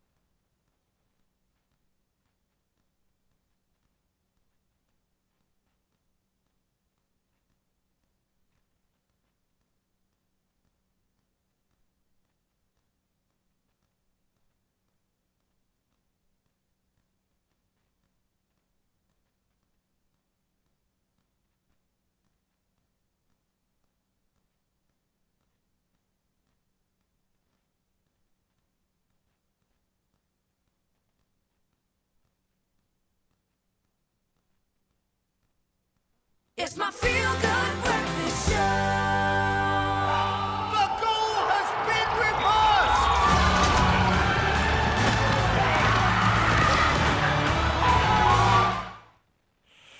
Football allows us to get nostalgic, so let's do it. In 1886, in fact, a pharmacist named Dr. John Pemberton, sounds like a name from the era, created a syrup, a humble syrup in downtown Atlanta that would eventually become what? Coca-Cola. What started as a local drink sold for just 5 cents a glass soon grew into Well, probably the world's most recognizable brand, reaching almost every corner of the globe. In fact, we call drinks Cokes because of it. Well, nearly 140 years on, the city that gave us Coca-Cola is about to serve up something even bigger, with Atlanta set to host 8 matches in the 2026 FIFA World Cup, which starts in about a week. And joining us this morning is football scout Ashley Klutter, who is going to look ahead at the tournament and discuss what makes him excited about Atlanta being such an important stop on the road to World Cup glory, both individually and for the teams. Ashley, first of all, I'm going to say thank you for doing what you do every day. Thank you. Because you unlock the future for young football players, which is amazing, man. So before we even talk about Atlanta and our hopes and dreams, what is it that you look for when the scouts now sitting in the US are going to be tracking these lesser-known teams, maybe even looking at Bafana going, who do I need to draft here? What do you look for in a young footballing star? Well, firstly, they have to have ball skill, technique, physicality, and just ball sense. So it will give you that early indicators. That IQ, the football IQ, the thing that definitely. I could never learn, apparently. It's something you either got or you don't get it. Yeah. When you see that spark in a kid, because you must see their future. No, for Because you sure. know what it unlocks. How exciting is it to convert that, to spot the talent and then place it, get it into a team, get the talent to start doing its thing? Yeah, it's definitely gives that spark when you look at the player and you can see this is great potential. You would like to nurture that and see where you can place it to a right hand, right setup. And that's very important. It's chemistry, right? You've got to find the right equation. You have to. I love that. So Mr. Bruce has been finding a beautiful equation within Bafana at the moment. No surprises that obviously Pirates and Sundowns dominating, but a couple of new names potentially making it out onto that field. If we think of Bradley Cross, obviously representing the Chiefs fold, great opportunity, he might come on. But Olwetu Makanya playing in the US, are we seeing a potential Bafana leader here, taking his first few steps? How important is this moment for this young man, being based in America, in Atlanta at the moment? This is quite a moment, right? It's definitely, congratulations to both of them, because it's a big stage for them. For Makanya, for him that's playing in the United States, for him it's really just to fit in. He fits very well in the Bafana team, good leader quality. And he's also been recognized as the top defenders already for his age. You see, so that's and that already, maturity is a big thing, right? And I foresee that for the next few years, he will be very good in the Bafana team with his maturity level. Do you like what you're seeing in Bruce's makeup of the team? Because it doesn't feel too reactionary. It feels like he had a long-term vision, stuck to his guns. They were tested through the African journey in a big way, and we seem to have stood up to that. So it feels like the balance is good. No, I think the selection is good, because at the end of the day, it's what the coach see for the future as well, and good exposure for the youngsters that coming up that will lead Bafana in the next few years. And we need it. We need that, and we've got a golden era where we've got the experience, but we've also got these young players who almost don't know that they shouldn't do what they do because they're just filled with that youthful exuberance. There is one team that we should all fear going into a cup situation. Spain look incredibly strong all the time, albeit without any Real Madrid players. What do you make of that? That was a surprise. Is that political? Is that strategic? I think it's a good thing as well, because it made history. First time ever, there's no Real Madrid players in a World Cup squad. So it just shows that the Spain youth pathway, it works, because the young players come from the youth development. They can go straight into the setup of the international team. So South Africa, take some notes, because you kind of need a situation where you've got the best of both worlds. You want your local leagues to be strong, but you need those structures beneath. Certainly in a South African context with that under-23 year, we seem to lose so many of our star players. I love that. As a scout, you must get excited about the names that no one has seen yet. Are there a couple of names out there, maybe in the English squad, who always fall short on their potential? A few names that we must remember now because you think they're going to shine? Yes, definitely. Kobe. Okay. He's incredible. Maturity for his position that he's playing. He's so calm, matured. He's controlling the midfield very well. And I'm happy for him, because it's his second big stage. But this stage is World Cup, it's the biggest stage. And now he's got the European Golden Boot winner, and I think Harry Kane deserves his flowers once. Let's just give him an international something. No, for sure. Please, because the man keeps doing what he's doing, and that's coming from a Spurs fan, albeit, okay, but I also have an English wife, and I just hope they don't get cannibalized by the English press. Let the team shine, man. Who's going to take this World Cup? Well, everyone wants to lift it, but I'll go with France. Oh, wow. I'll go with France because they've got a blend of youth and experienced world-class players. Bona fide World Cup winners. Yeah, so, and they want to prove something, you know? So I'll go with France this time. I'm going to say we're going to bring it home, man. Whatever weirdness that means, we're going to bring it home, England. Come on. Now, my hopes and dreams are with those teams that have suffered in the crunch moments. We know how difficult it can be when all bets are off and we're off the map. But that's what a World Cup offers you. For those young players, from a South African perspective, they're going to get an opportunity unlike any other. My brother Ashley, thank you so much for doing what you do, my friend. Thank you, Graham. Thanks for having me. Any new talent, you please bring it here first so we can announce it to the world. Thank you. Yeah, I love it. Tembisa, 11th of June, Coca-Cola is turning the mall of Tembisa into, quite literally, the loudest watch party in Gauteng. Kick off at 9 p.m. It's going to be amazing. Follow Coca-Cola on all of the socials. 411. Feel it all with Coca-Cola. Let's get a front row seat. Oh, what a goal! And emotion overflows. Ecstasy, pure elation. Well, let's continue down that lane of sports. Today we're celebrating World Bicycle Day by proving that cycling is about a whole lot more than getting from point A to point B. Now, this is a workout that gets the heart racing, the legs working, and the energy levels absolutely soaring. It's not snoring, soaring. So I've got the great Jacques with me from Spin House here today. Jacques de Biestredom, please grab a power aid along with me, who's about to lead us through a high energy spin session packed with sweat, hopefully not too much sweat, and smiles, hopefully a lot of smiles. Amen. Cheers to that. Cheers to that. We're on a stationary bike today, so we're not necessarily going anywhere, but the heart rate might escalate a little bit. Amen, Clarissa. Yeah, okay. Well, let's get into it. What do we do? Clarissa, thank you for having me. I'm your biggest fan. I'm fangirling right now. Also, shout out to your parents. Hello to your parents. I met them once. My parents love you, as you saw last weekend. Yes, I did. So, Clarissa, with indoor cycling, there's two things to remember. Of course, bike setup we've already done. Usually, you can just consult with your instructor. They can help you with that. It's very important to have that, so no sore knees, no sore back, so that the instructor will help you. Then there are other two things. So resistance, which is how much load that is going onto the flywheel. That's this bad boy at the back here. Very cool. And then cadence, which is the RPMs, which is how many times you rotate in per minute. Don't ask me to calculate. I won't do maths right now. This is why I don't do your taxes, because they'll be wrong. All right, so, and then the RPMs, if you have a bike that has a little computer, which these ones do have a computer right at the top, it'll say RPM, so it's important to know that. What is yours on? Mine is the resistance, you mean? Your RPM. My RPM is now at 68. Oh, let me catch up. But usually, I mean, listen, we can just pick up the RPMs now. Let's go for a little bit of a warm-up. Okay. So let's go. Now, it's also important to know that you need to imagine a pole from the top of your head down to the top of your tush right there. Good posture, chest nice and proud. What's this? A chin. The chin nice and high. High chin. High chin. Back. And you just warm up. So you can take it up to a 90 RPM, 95 RPM, and you can just put a little bit of resistance on. So important to know as well, so when you bring the resistance all the way down, you're freewheeling it, but you don't want that. So you've got to turn on your resistance. You've got to like adjust the resistance just so you feel like there's contact onto the fly. Yeah.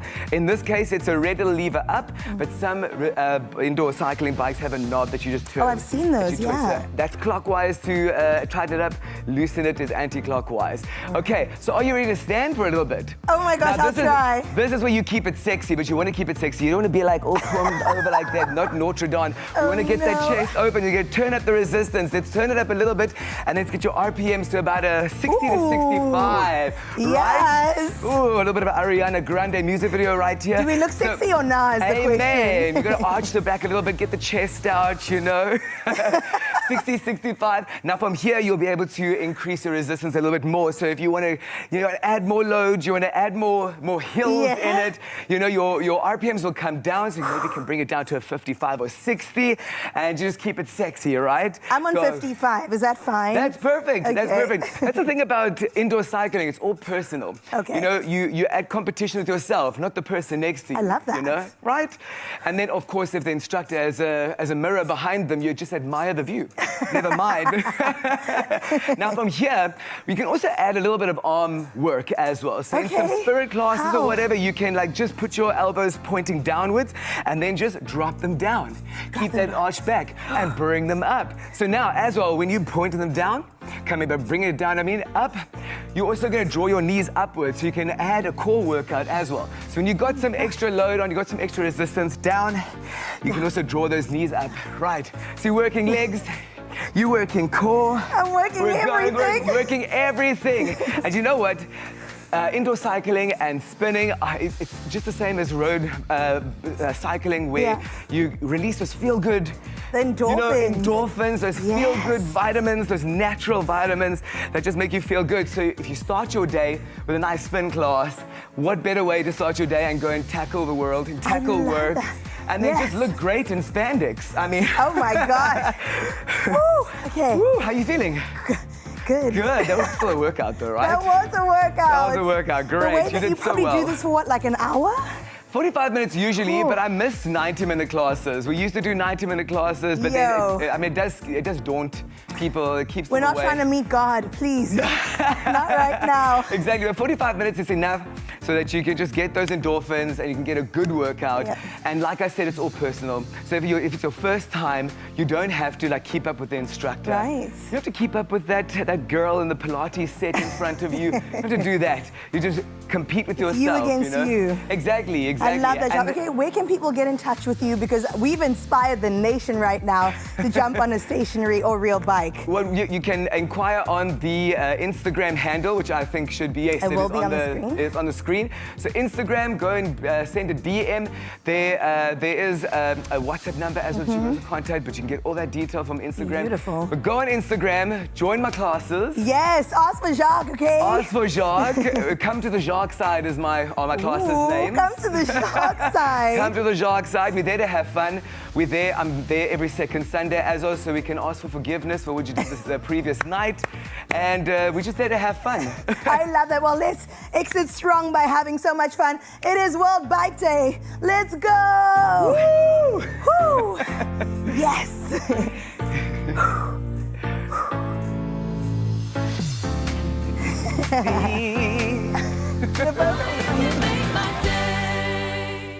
We are deep into stoppage time. Oh, they must be careful here.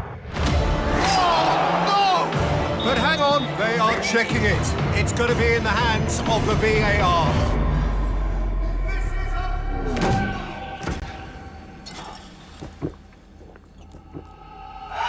The goal has been reversed!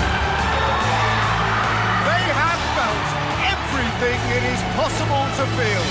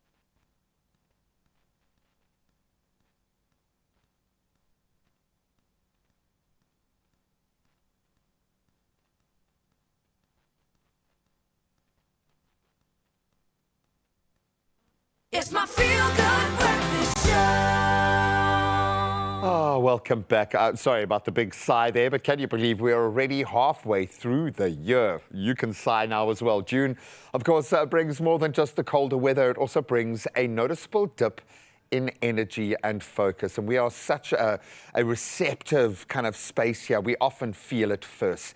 Well, Durand Thomas now joins us to chat about the mid-year slump, why it happens and how we can manage it, push back a little bit, add the deadlines, family responsibilities, feeling that today, financial pressure, throw that in the mix, and it's no surprise that headaches often start to make an unwelcome appearance. And we just got to get through it. Buddy, you don't seem like you suffer from slumps at all. You got the most awesome energy. But you yourself are even feeling it. I'm in it. It's you did run a marathon last week, though. Yeah, I kept on marathon. That filled my cup. That was insane. I mean, I think to get out of the slump, you need to run a marathon. 100%. What was your time? Is it a rude thing to ask a person? Nah, it was 4 hours, 15 minutes. That was, wow. I don't know, there was something in the air. At 30 kilometers, my wall hit and I had to just fight it. But I interviewed Eliud Kipchoge, really? and he also came 16th or something. 4 minutes behind the course record, dude. He's insane, though. That's his elite. But the funny thing is, he was speaking about exactly the same thing that you were. He did that marathon to bring his wife into the movement space so that she could feel that joy. The people, the community, it's just... It's a dopamine button, man. So congratulations. I appreciate it. Thank you so much. What is going on? Why do we hit the slump at this time of the year? I mean, I gave a few reasons which all stand up. And that's the main reasons. I mean, stress is complex. Like it's always there. And I do feel that one of the main reasons why we hit the mid-year slump is we don't rest intentionally. We rest feeling guilty. We got the deadlines in the background, but taking that like paying a tax, a rest tax. 100%. And linking, you mentioned the marathon. Like you don't take your nutrition when you need it. You take it before, in advance. And that's exactly with rest. I mean, you rest, you reflect what is working in the year and what is not. And use the number. If you're analytical, if you're A-type, you get a watch to read the data. Numbers don't lie. Exactly. And that's straight from Eliud's mouth. So I'm going to use a lot of marathon references. I think you can ignore it, and then your body reminds you. Yes. You get a headache, and it starts to kick in almost as a rhythm. What is the connection between stress and headaches? You know, a headache is, I feel a headache is a warning light. You know, when you get into your car, you see, my water, I need to change it, or oil needs to change. That's a headache. And stress is related to a lot of ailments. Headache specifically, when the body is stressed, it releases a stress hormone, and we know that is cortisol. And having high periods of stress, up and down, it causes wear and tear. It causes wear and tear like a car, and that is what can contribute to headaches. And another important thing I must mention is cortisol can weaken the immune system. Well, even physical stress can dampen the immune system. And we're now in the flu season, we get sick. It's just a roller coaster, and that leads to the fatigue, the headaches, and it's just a catch-22.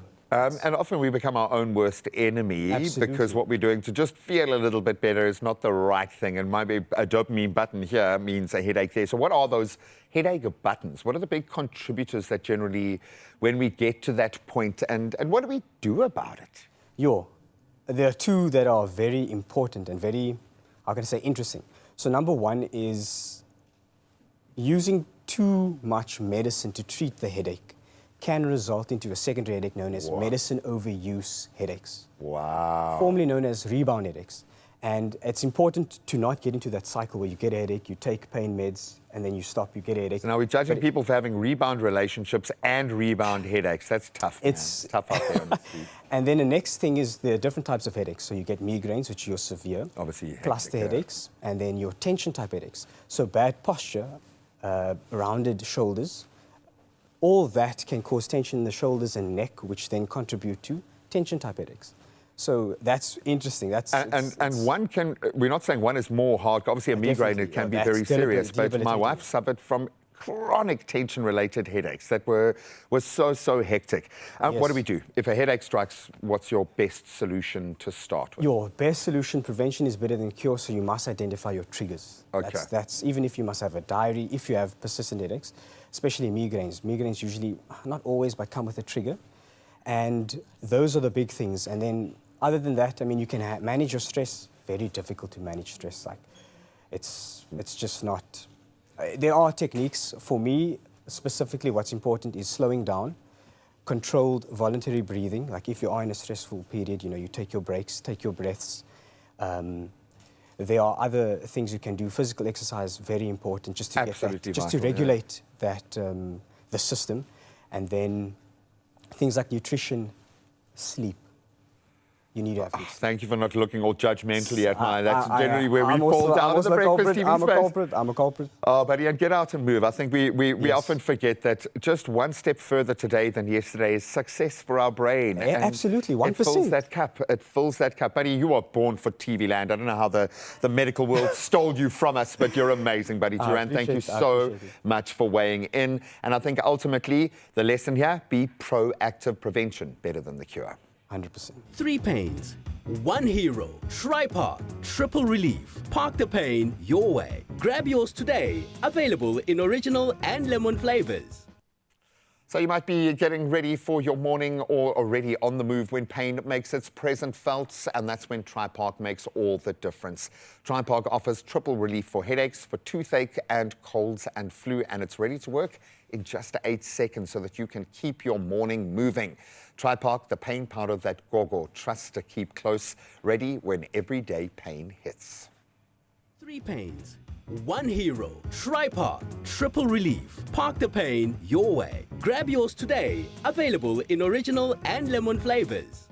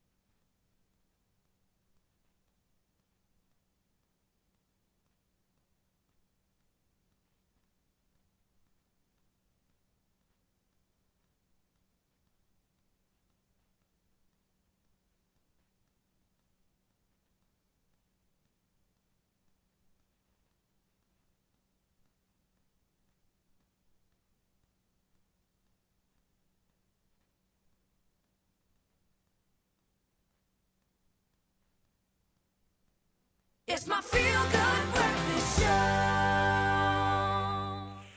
Welcome back as we reintroduce you to someone who is taking a step up, baby. Keely Crocker is a singer-songwriter who is very clearly making waves in all the right spaces right now. Her latest single, Things Could Be Different, are changing her world. It is a deeply personal pop ballad that explores heartbreak, healing, and the process of letting go. And the track marks a very important milestone in her career as her first co-written release, showcasing a new level of vulnerability, definitely artistic growth. But let me shut up and let her take over. Take a listen to this.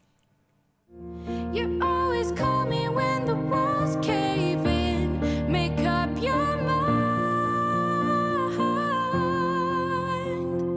Like I'm a convenience when you decide. Wasted time, stolen kisses, dancing in fluorescence. My God, how I miss it. Tell him how you miss it. Gentle and a whole lot of power. Oh, please, can we give her a feel-good welcome? Keely, welcome to it. I know we don't have an audience. You were looking around for a live studio audience, eh? I see all of them. Hi, guys. They are there, and you're going to have to picture them. Picture the hundreds of them, because that's what's coming to you. Someone gave me a wonderful analogy. Either your past version of yourself is pulling you back, or the future version of yourself is dragging you forward. And it feels like the future version of you is not slowing down. Definitely. When you hear your single, and it's your single, it's your written word, doing as well as it's doing now. Was there a moment where you were like heard it on the radio, or someone sang it to you? Where does it get real when these moments come? It was actually in the recording studio. I co-wrote it with Mila Smith and Ada Noorkeer, and I think I've told this story so many times, you know, Married and Marble, Wicked Witch, but I was sick when I recorded the vocals on it, and I didn't tell them though. I was like, sure guys, I'll do it. Fake it till you make it, yeah. And then when I heard it, when he had mixed it and everything, and I heard it back, I was like, why did I doubt myself, even when I was sick? Yeah. You see, is that the student mindset? Probably. Because, and maybe don't let go of that, because the greatest artists we see coming through, albeit I'm not musical at all, but they speak to that constant growth. How different does it feel, or does it feel the same now that you're making it in the industry? Has that penny dropped, light bulb gone off yet? I mean, I studied musical theatre at LAMTA, and it was a very big shift from theatre into the solo music industry. So it was hard stepping away from that, but I think my first few releases, I was getting into it, and now this one, I think, was my step forward of me kind of knowing now where I want to go in the right direction. I like that, because it doesn't speak to once I'm there, I've arrived. It's like I need to open up a doorway. Yeah. So what is that direction? Because you get very vulnerable, and it's a beautiful piece, but it is quite emotional. To take yourself there must be quite a thing. Yeah. Someone broke my heart. What can I say? You know. And now you're going to share the pain with the rest of us. Share the pain with everyone. Thank you for that. Yeah. When you study acting, it's always good to step into a character before you sing, you know? And obviously this character is me now, which is very vulnerable. But it's always good to reminisce on the time, even if it was a bad memory, to know that you're singing about something, but kind of releasing it while you're singing it. To process. Yeah, we process. Yeah. And this is amazing. This is why all my comedian and my musician friends are now mentally healthy, because you've been processing through this journey. There, I would imagine, are a few gut check moments and a few terrifying elements that come to bear when you've now taken this step. If you could chat to yourself, even just 2 years ago, about what's real and what's not, now that you're doing it, what do you think you would say? So, I had a kidney transplant 2 years ago, and I think if you told that girl that she was still kicking years later doing this, I think like she would be so excited. And also, this is my dream since I was little.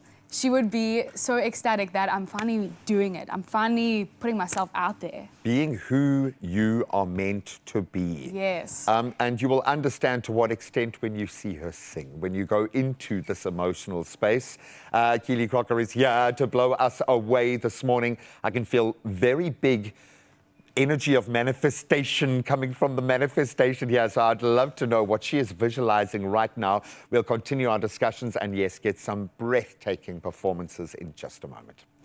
And we definitely look forward to that. Right now, though, we're back in the kitchen for another installment of the Culinary Hotline Bling. Ting, ting, ting. Yes, that's how we get your Wednesday going. We're moving right along in our masterclass this morning, shifting from simple kitchen essentials to a bold, vibrant South African staple. You know it, I know it, and we both love it. South Africans know that definitely alongside a braai or flame-grilled chicken, it is Chef's J Ultimate Spicy Rice. Now, he's here to show us exactly how to build that deep flavor for our everyday go-to meal. Chef J, welcome back. I will say, and I was chatting to you earlier, usually for me, it's the leftover rice, and then you put that mixed veg. Hey, child, and that's it. that frozen mixed veg. And that's it. But now we've got so many different flavors going. Now listen, let me just tell you something. Savory rice or spicy rice is a Miller household staple. Classic, go-to, quintessentially Miller household. And Mrs. Miller is known for her spicy rice. Wow. With a side of beautiful butterflied prawns, pretty prawns. So I grew up eating a lot of spicy rice. It was one of the dishes that my mom first taught me how to make. Wow. So yes, frozen mixed veg, all the rage, especially in a spicy rice. It slaps. Come on. Come on. You can't go wrong. I dare you to come for me. So do you use leftover rice or are you making rice from scratch again? So what we've done is we've basically done the whole process of rinsing and soaking, and we've also parboiled it. Because the idea is that in your spicy rice, you've got a whole lot of veggies, spices, and you do need to, unlike just steaming the rice, you need to actually stir it. Right. So the idea is that you don't want your rice to have to cook all the way, because stirring is only going to cause it to clump together. Right. And look what we're using when we say stirring. He said yes, yes, yes, yes, yes to our wooden spoon. So I love that. So what is in there? So in there, I've got onions and some peppers. And I said to Aki this morning, you know, I don't want a spicy rice where I have to fish for all the veg. Yeah. You know, so he's given us surplus. Surplus, more than enough. Again, you could use whatever veggie you have at home. It's a great way to actually sneak in vegetables. 100%. Mushrooms could go in here as well. Broccoli. Broccoli. Okay, broccoli. Oh, don't hate on the broccoli. Lots of butter. Lots of butter and oil in the pan. I've sauteed my veggies. That's in the pan. And then we've got some spices. Are we using aromatics like ginger garlic or not? So not today. Because, can I tell, I forgot about this. This is my addition. Is that acha? Because my favorite thing was to take the spicy rice, add a bit of acha, stir it through and enjoy it. So what I'm going to do is I'm actually going to pour in. Come on, South Africa. Can you hear them cheering? Come on, those Joburg people are excited about this acha situation here. We love acha here. So, is that mango acha too? So that's a mango acha. So I've got that my oil in there. And because acha has that bold, rich flavor, I've left the ginger and the garlic out. I see. So into this, a little bit of turmeric. Yeah, that's a staple for sure. To also give it color. Definitely, for color. Some garlic powder. So I am adding a little bit of that garlic flavor in the sense of a powder. I've got some chili powder. Always, a bit of heat. Always a bit of heat in the Miller household. A bit of, so that's chili powder. This is a bit of curry powder. Okay. You know which one I'm talking about, the one in the box. The one in the box. And you know, this is just a fun... Does it rhyme with mada? Hey, don't go there. You can see, look at that, Chris. Look at that. I can smell it. I don't even have to look. And also that spoon is giving away all the details because the color of the spoon is changing. Which you know it's going to be a good meal then. We all have that wooden spoon that's just that color. It maintains the flavor. It maintains the flavor. So into this, I'm going to put in my parboiled rice. Yeah. I've turned down the heat a little bit. And we're using basmati? We are using basmati. You could definitely use other... The regular tastic other rice alternatives, whatever you can afford, whatever you have in your pantry. And I'm just going to gently stir this. And I think, child, it's not giving me the color. So I'm going to add a bit more of that in. And it's fine to add that now because I'm going to add some stock. So it is going to cook down. Right. Just toss that through.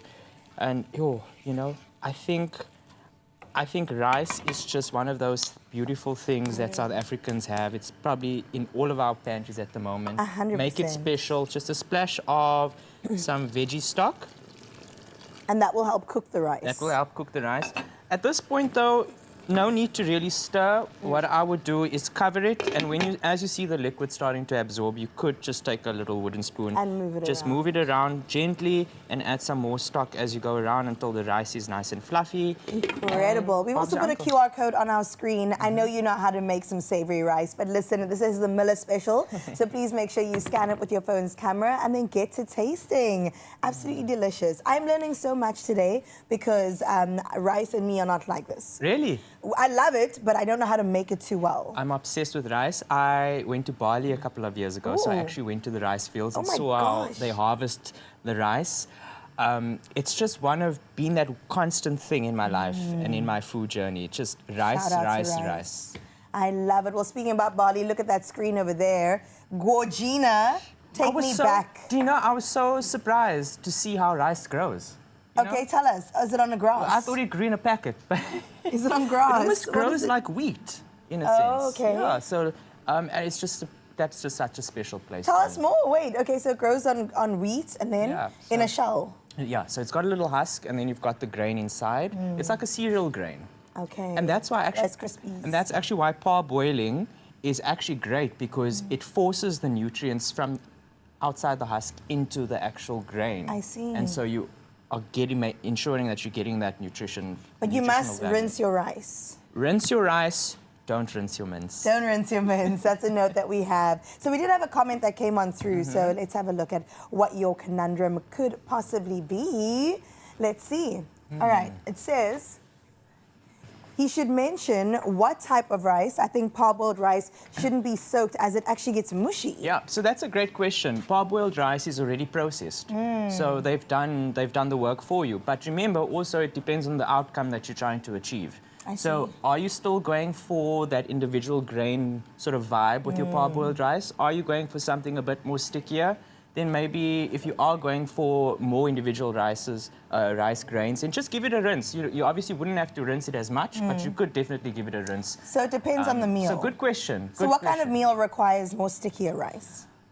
Every meal. Every meal. What kind of meal requires individual rice? I think a stew, a curry is just. But again, you know, I'm just going to say again, it's preference. Because in my household, you love a sticky rice. I love a sticky rice with everything. Sticky rice is also really great for a more sweet application. So if you're doing a sticky rice pudding or something like that, then you definitely want a more stickier vibe. She is versatile. She's versatile. She's brown. She's white. She's wild. She's wild. She's risotto. She's that girl. She's Michael Jackson approved. I love that. All right, so we're going to let our rice continue baking or cooking. It's actually doing very well in absorbing that stock. And then when we come back for the third installment, we'll get into some risotto, which I'm learning today is not a pasta. It is, in fact, a rice. So if you want to cook along with us, stick around.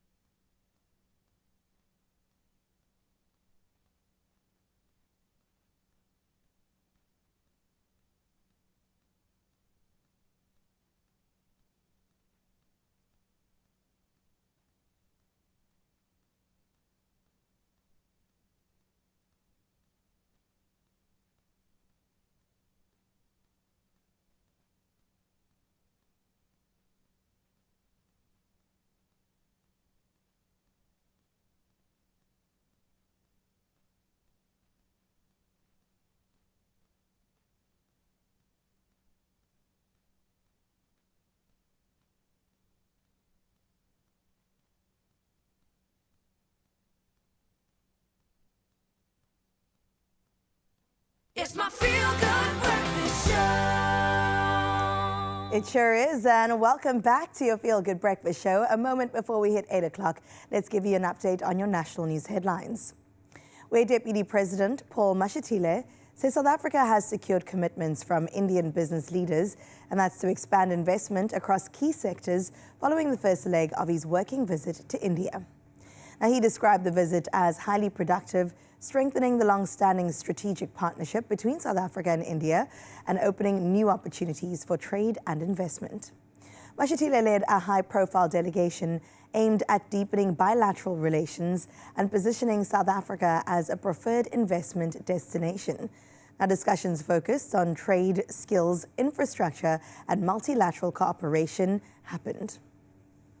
In other news in the country, the Special Investigating Unit has uncovered 8.3 million rand in bursary funding irregularity allocated by the Free State Office of the Premier without proper processes being followed. Now, the probe found that bursaries were awarded to foreign nationals, relatives of officials, and applicants who do not meet the requirements. Investigators also noted negligent approvals and weak oversight by officials responsible for administering the program. Now, in one case, a student continued receiving funding for a degree over 7 years instead of 3, highlighting significant administrative failures and approval procedures. In your international news making headlines, the main airport in Bunia in the DR Congo, province of Ituri, has reopened after a 10-day closure linked to Ebola safety concerns. Now, authorities had suspended commercial flights, allowing only medical and humanitarian operations as the region faced a deadly outbreak. The Democratic Republic of Congo is battling an epidemic suspected of having killed at least 246 people in the country and the neighboring Uganda.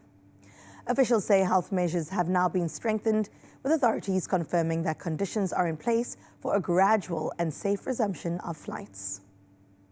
Now, in other news, Russia launched hundreds of drones and dozens of missiles at Ukraine overnight, killing at least 22 people and injuring about 130 in attacks on cities including Kiev and Dnipro.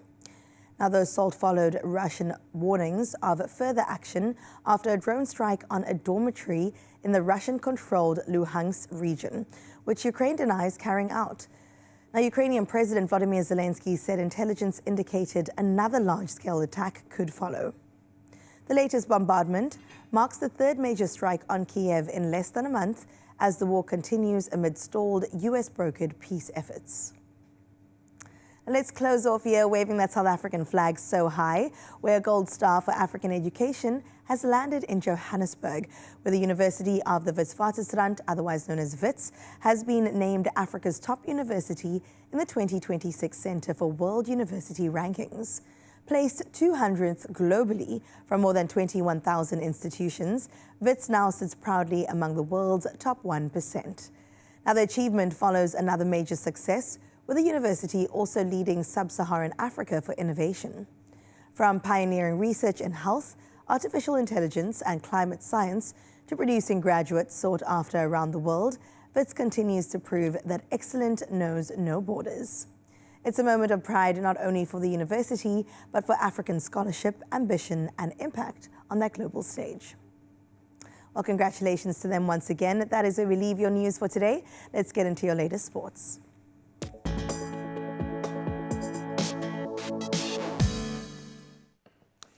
Let's keep it local, let's keep it high stakes. Magesi FC and Milford FC will face off in their PSL promotion playoff today. Both teams sitting on 3 points as we speak in the playoff standings after beating Cape Town City FC in their opening round. So a win for either side is going to give them that vital breathing room at the top of the table with some matches still to play. And coverage of this must-win fixture at the Richards Bay Stadium starts at 2:30 this afternoon. Now we're getting some great indications of where our teams are ahead of the FIFA World Cup. In our friendlies last night, Belgium beat Croatia 2-0 in their international friendly, both sides continuing their preparations well for the World Cup. Romelu Lukaku is on point. He scored in stoppage time to seal that victory. That was after Yuri Tillemans had given the Red Devils the lead in the 38th minute. In our other warm-up matches, we saw Ghana looking very strong. They scored first, drawing 1-1 with Wales, and then Canada beat Uzbekistan 2-0. Now we can get back to Roland Garros, where it seems one big gun might get his moment. Second seed Alexander Zverev wasted no time in his French shot. He'll face 26-seeded Jakub Mensik in the final four tomorrow. Then in the women's singles draw, Marta Kostyuk and Mira Andreeva, they both booked their places in the semi-finals as well. Well, this one extra special on World Bicycle Day. Four-time Giro d'Italia winner Anna van der Breggen, does what she does. So she's moved to the top of the general classification following a dominant stage 4 victory. A quick one at that. The Dutch rider powering through the 12-kilometer mountain time trial, finishing 1 minute and 4 seconds ahead of her nearest challenger. The women's Giro d'Italia continues today as the riders take on a grueling 146-kilometer first stage. To them and all the cyclists out there, happy World Bicycle Day. Stay safe out on the roads. Let's get into the traffic.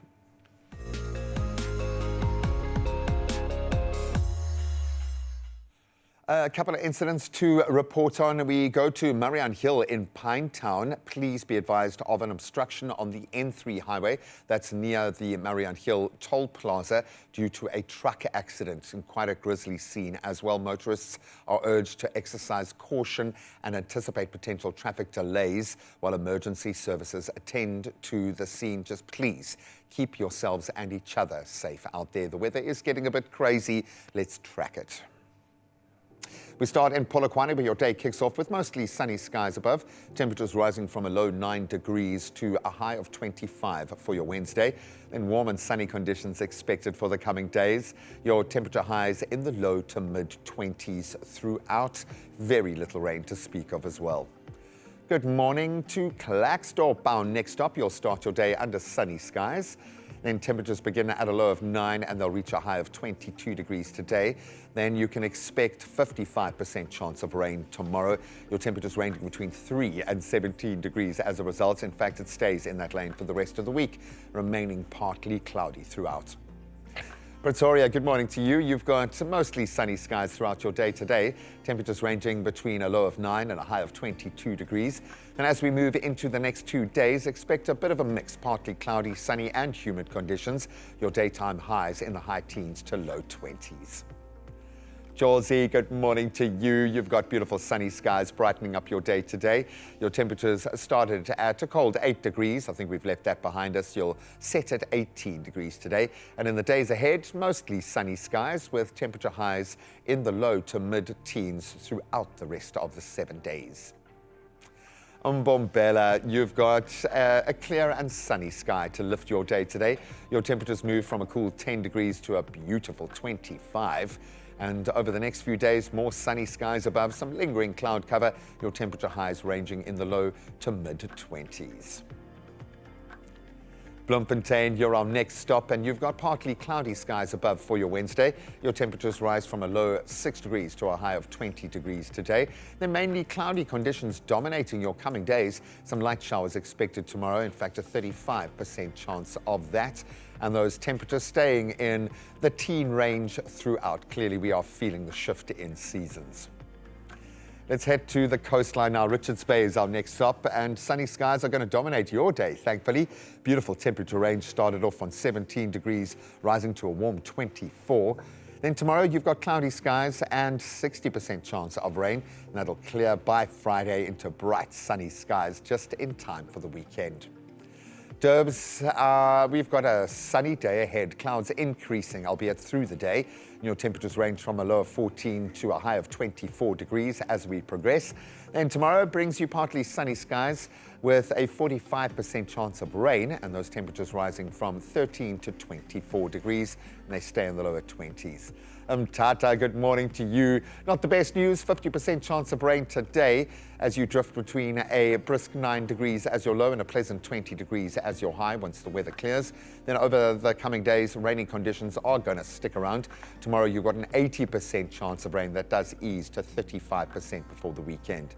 Nguba, formerly Craddock, your day will be mainly partly cloudy and you will definitely feel the rain. 95% chance of rain today. Temperatures moving between a crisp 8 and a high of 16 with that cloud cover.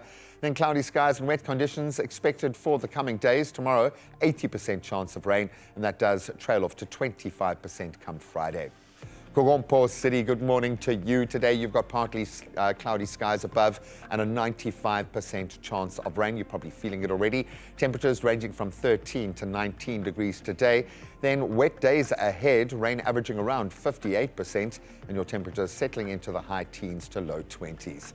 A wet day on the cards today. 100% chance that you are feeling the water already. Temperatures ranging between a low of 13 and a high of 17 degrees for your Wednesday, and then a 90% chance of rain again tomorrow. Temps moving between 12 and 17 degrees. And hopefully by the weekend, we'll get some sunny skies weighing in. George, not so gorge this morning. A wet afternoon expected today. 100% chance of rain. Temperatures between 12 and 15 degrees because of that weather. Looking ahead, cloudy and rainy conditions are going to persist tomorrow. 100% chance of rain again. Your temperatures ranging between 11 and 14. Thankfully, it does start to trail off towards the weekend. Into the mother city, we've had some morning showers and already feeling the wind on the studio doors outside, reaching 40 kilometers an hour already. So please be aware of that. Temperatures ranging between 12 and 17 degrees. And we stay in those high teens throughout the remaining days, and in fact, for the next entire week. Sutherland, you've got partly cloudy skies above, and that's due to the 60% chance of rain happening today. Temperatures ranging between a cold 3 and a beautiful 11 degrees. Yes, you are feeling the change in season as well. Tomorrow said to be the coldest day of the week. In fact, the lows reaching a -1 degree with a 55% chance of showers and even the possibility of snow. Down to Kimberley we move now. You've got partly cloudy skies and a noticeable northerly wind there as well. Temperatures ranging between 6 and 23 degrees today. And then expect those cloudy skies above for the coming days and your temperature highs in the mid-teens. Uppies, how are you feeling this morning? Well, sunny skies are going to set the tone for your day, so run with that. Temperatures start at a low 7 and they go up to a high of 22 degrees, and then sunny skies dominating the rest of the week, with tomorrow starting off a little bit overcast, a high of 16 there tomorrow. So before we reveal our final sunrise view of the hour to see what it looks like in your neck of the woods, let's see how things unfolded between 6 and 7. So we started off in Howick, KwaZulu-Natal, one of my favorite parts of the world. Oh, that is beautiful. Teresa Turner then captured a peaceful sunrise, splashes of pink silhouetting those trees. You can kind of feel the chilliness in the air. Love that for you. Then down in Ganubi in East London, Slummy's Leroy Sneyman snapped a bright sunrise full of rich orange and pink colors, really painting a picture. That is beautiful. Well done. Well, let's see if our final picture from Bernice Klainsmith can beat them. Langebaan is beautiful. And yes, it looks beautiful this morning. That's down on the Western Cape coastline. Dramatic scene. Kind of feels like there's a lot of energy, but the world hasn't quite woken up yet. I like the promise of a new day. Thank you so much for showing us how you wake up. As I always say, the challenge, the gauntlet has been thrown down. If you think you can do better, share your sunrise with us. 063-036-9649. Now, right now, if you're feeling a little bit emotional, maybe you've been through a breakup, maybe you've lost something, maybe there is a reason why you need to hear these beautiful words and this gorgeous voice right now. I mean, it's true, but before we get to the music, can we please take a moment for our outfits? Keely and I look incredible. We are matching. I don't know, there was something in the air that told me maybe you should wear a tie today. Shout out to the stylist team. Shout out to you, Keely Crocker, as well, who's here to give us an incredible performance. I mean, Graham gave us a bit of a heads up, but I want you to do the talking and singing for Things Could Be Different. Take it away, girl. Thank you. Hi, my name is Keely Crocker. This is my new single called Things Could Be Different. It's available now on all streaming platforms, and it's basically a song about the release of a really bad heartbreak and, yeah, just the basics of feeling in that sorrow.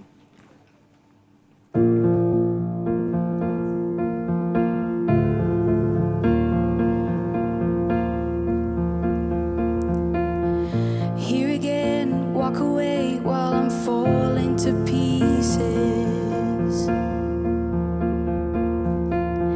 Say my name, play your games, and leave with no reason. Ghosting me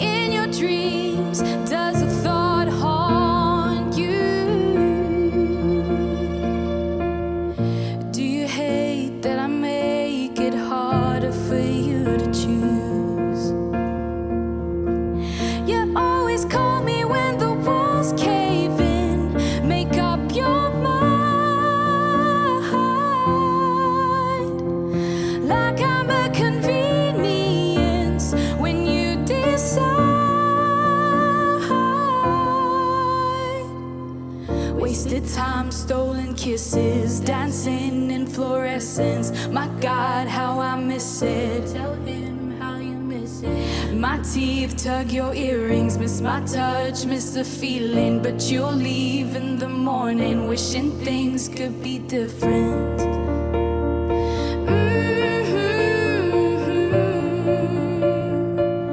Wishing things could be different.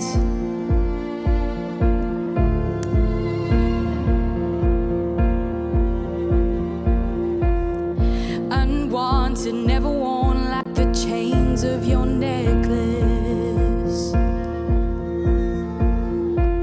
So I tried moving on, don't you dare say you're jealous. You always call me when the walls cave in. Make up your mind, like I'm a convenience when you decide.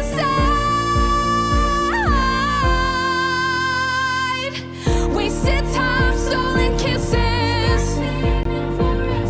My God, how I miss it. Tell him how you miss it. Miss my touch, miss the feeling. Wishing things could be different. Yeah. Make love on the counter and go back to another and tell all your friends that you're using me. My face on your ceiling, my name that you're screaming. Call me crazy for thinking. You hate that I love you, you hate that you want to, but you can't afford to. I'm stuck in your rear view. Tell me how you miss it, you wish things were different.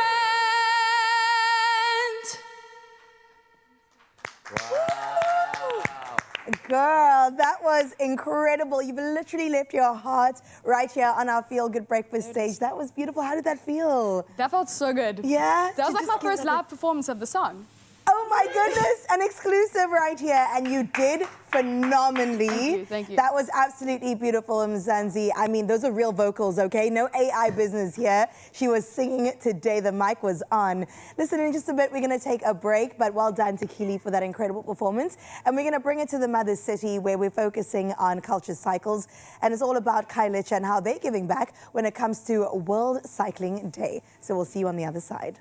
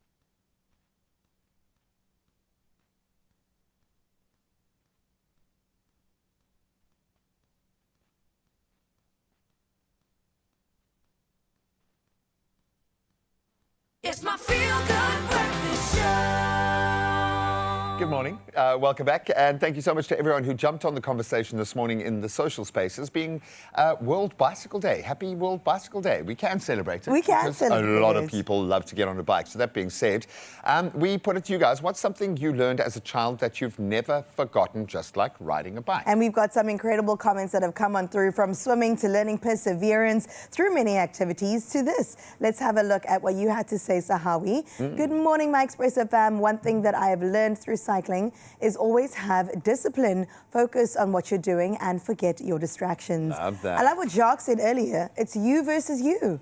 That's the only competition. Or maybe the mountain, like Simon, you know, just tackle the road. I love that. Let's see what Wendy Worldwide, Wendy Worldwide had to say. Morning, Lovables. I love that name. Thank you. I don't even know how to ride a bike, but does singing a lot count? Because for me, it's singing. Yes. But that's rude because some of us can't learn to sing, okay? We don't have the it. fact that, yeah, that's just mean, okay? But well done to you. Wendy Worldwide, we absolutely love that. Nama Bana also got in touch. Good morning to our amazing Expresso. Good morning to you, amazing Nama. Riding through life's challenges one day at a time and learning new things every step of the way. Oh, that's quite sweet. Nama just had to get all poetic about it.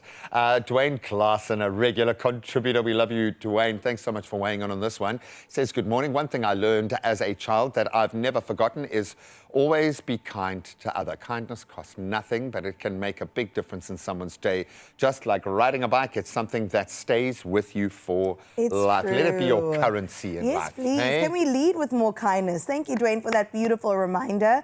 And thank you so much to everybody that weighed in. Continue doing so at Expresso Show. Because it is World Bicycle Day. So just like riding a bike, we're going to jump right back on that saddle. We are celebrating the power of two wheels to change lives, to build communities. We've seen that today. And then unlock opportunity. And in Khayelitsha, Culture Cycles is doing exactly that, using cycling to inspire young people to create opportunities and grow what looks like the most vibrant cycling culture in the township. It's true, and it's a reminder every day that a bicycle can be so much more than transport. It, in fact, could lead to a pathway of confidence, connection, and possibility. So let's take a look.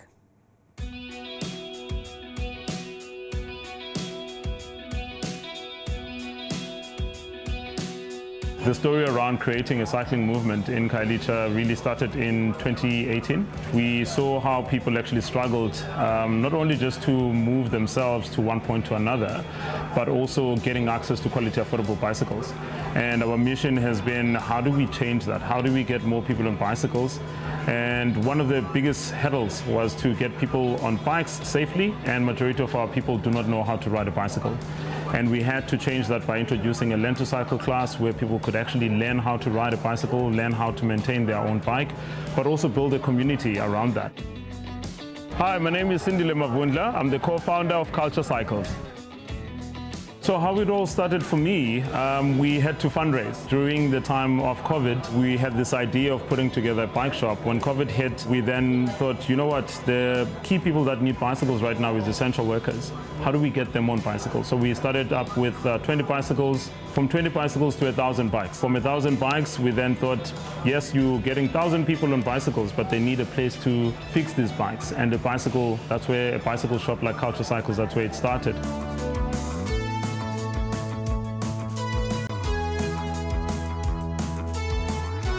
One of our programs is to shine the spotlight on women in bicycles. And I think it's quite key that we do so because women have not been given the opportunity. I mean, also even in our community right now, we still frowned upon to see a woman on a bicycle. And it was also a key thing for us when we started the Learn to Cycle classes. Only people that came to our Learn to Cycle classes were women. So that actually said something to us. That said women are willing to push the envelope. And women actually want a sustainable mode of transport that can actually give them freedom. So we then created this program which is called Cycling for All, which is a non-profit that is based under Culture Cycles with Rokokoba Cycling. Cycling keeps me busy. It takes me away from the things that happened in this community, like in our community, and it helps me to forget about other things and just focus on cycling and school. Cycling plays a huge role in my life. It helps me to escape many things in life, and I believe cycling could actually take me places and make me grow emotionally and physically. So guys, our ride will be going to Snitswinkel side. So I want everyone to keep left and at least 1 meter distance between each other, and each sides must be done properly to inform the behind you so that we avoid any crashes, guys. We can do this. Let's do it. Yay. So through our Culture Cycling for All program, we trying to take the girls off the street and to bring them to a cycling community where we teach them about discipline and respect for one another, and hopefully bring up future leaders for our communities. What cycling has taught me, it has taught me life, because conditions changes in cycling, and as in life it also changes. So it actually has taught me to adapt with the conditions, not to be the same person again. And from there, you learn and you grow from there.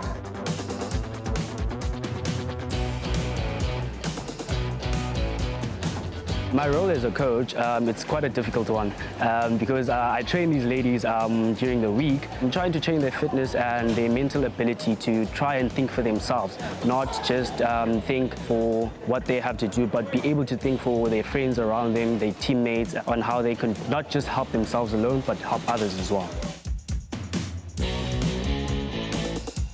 Le ndawo ye-Culture Cycles ibalulekile kum because if ibingekho ngengeyiyo le cyclist ndiyiyo, and ndifuna uzibona ndisiya phambili kanye ngale ndawo, and ndifuna ubonisa amanye amantombazana uba thina sine-potential yoba zezinye i-pros kwi-future.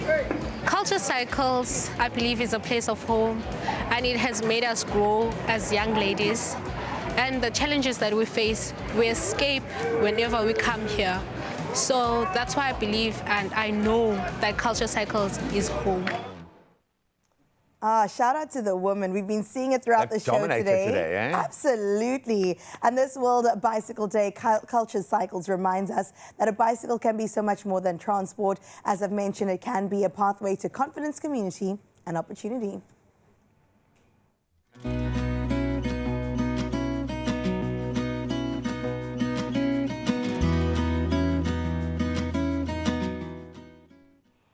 So I've got a very dramatic face because we were doing something online. So go and check out our socials for something funny. But right now, I've got to ask, are you ready for winter? Oof. Well, turn to Lennon Vit Dilsies to treat colds, fevers, and even milder asthma attacks in adults.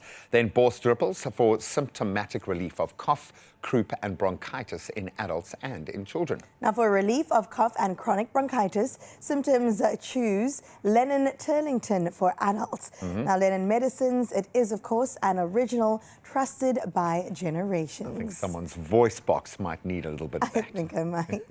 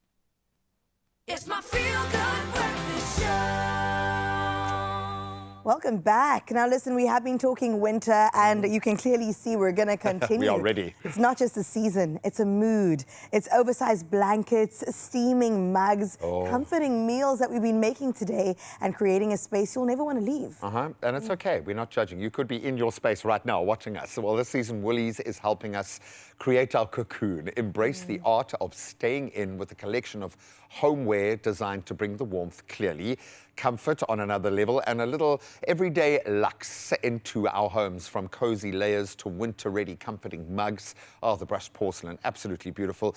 All of these pieces are going to turn everyday winter days into moments worth savoring. It's true. Okay, so Gray, when winter arrives, creating a warm and inviting space actually becomes just as important as dressing for the season, right? It starts at home. Now, Woolies has everything to keep us cozy and warm this winter season. So today we've got, let's start in fact, with a luxe faux fur comforter set. Now, I have not stopped touching. And they've got it in all sizes, from your queen to your double bed. I mean, I say go big or go home. And I think go a size bigger than you need. Yes, because you want extra. And if you've got kids or animals, I actually caught one of our cats grooming the blanket because it thinks it's a living thing because the fur is so nice. Okay, it's so good. But it's faux and it's beautiful, and you get obviously the whole set here, which is great. Oh, beautiful. The faux fur electric over blanket. So let's move on to this side, because my electric blanket goes under, right? Okay. But I didn't even know this was allowed. I didn't know it was allowed either.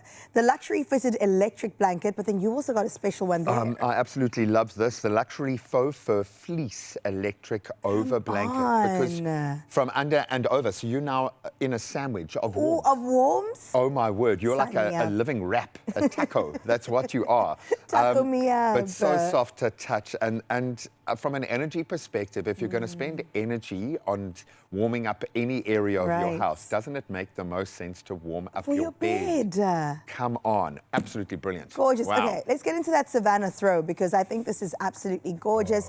It is a faux fur throw, a beautiful textured pattern on it. The colors are amazing, and this is bringing a bit of luxe into your home, lounge or bedroom. And they've nailed the Savannah element. You know, if down these parts of Africa, if you're going to call something Savannah, it must be evocative. It must give you all the feels, the colors, the tonality. Absolutely gorgeous. Wow.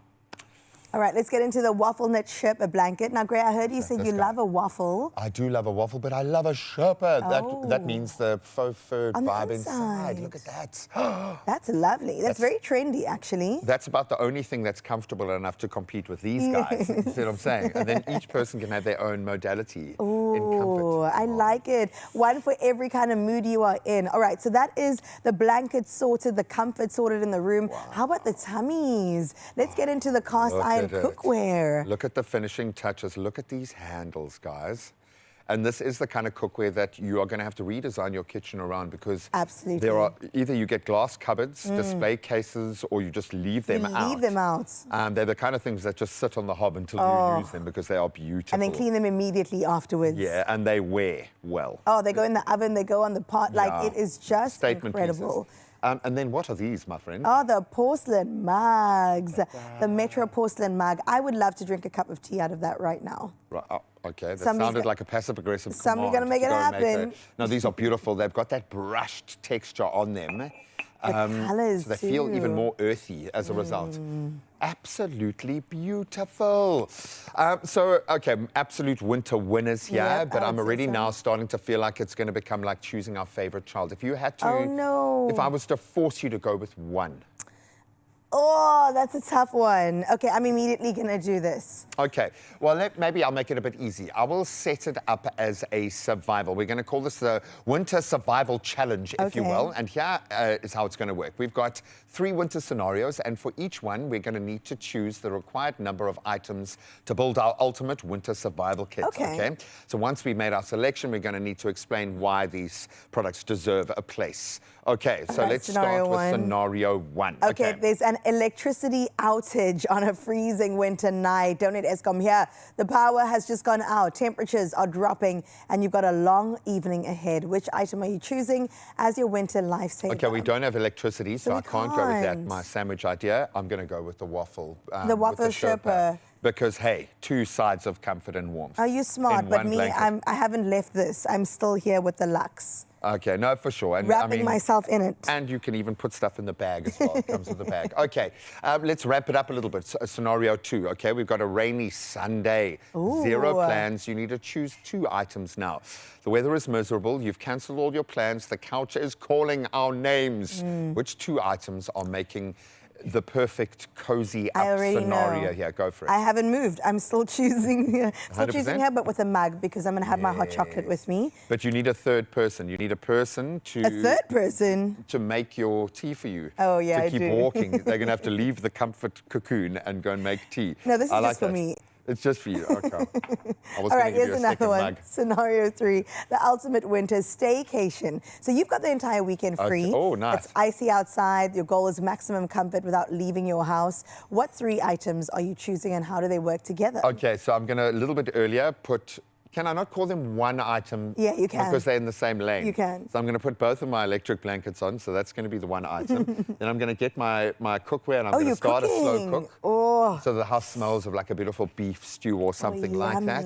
yummy. And then I'm going to still take my The waffle waffles. I'm sorry, I love that. From a comfort perspective, I let my pets guide me and they love it. Ain't no best. They do. That made me Well, so you're gonna emotional. cry. You're going to cry. No, I no, was it's just fine. thinking about your dash out. Oh no, she's thinking about the dog that her grandparents stole from her, and that you can get it I miss back. you, man. Tiny. We can get Tiny back one day, but maybe Tiny will return.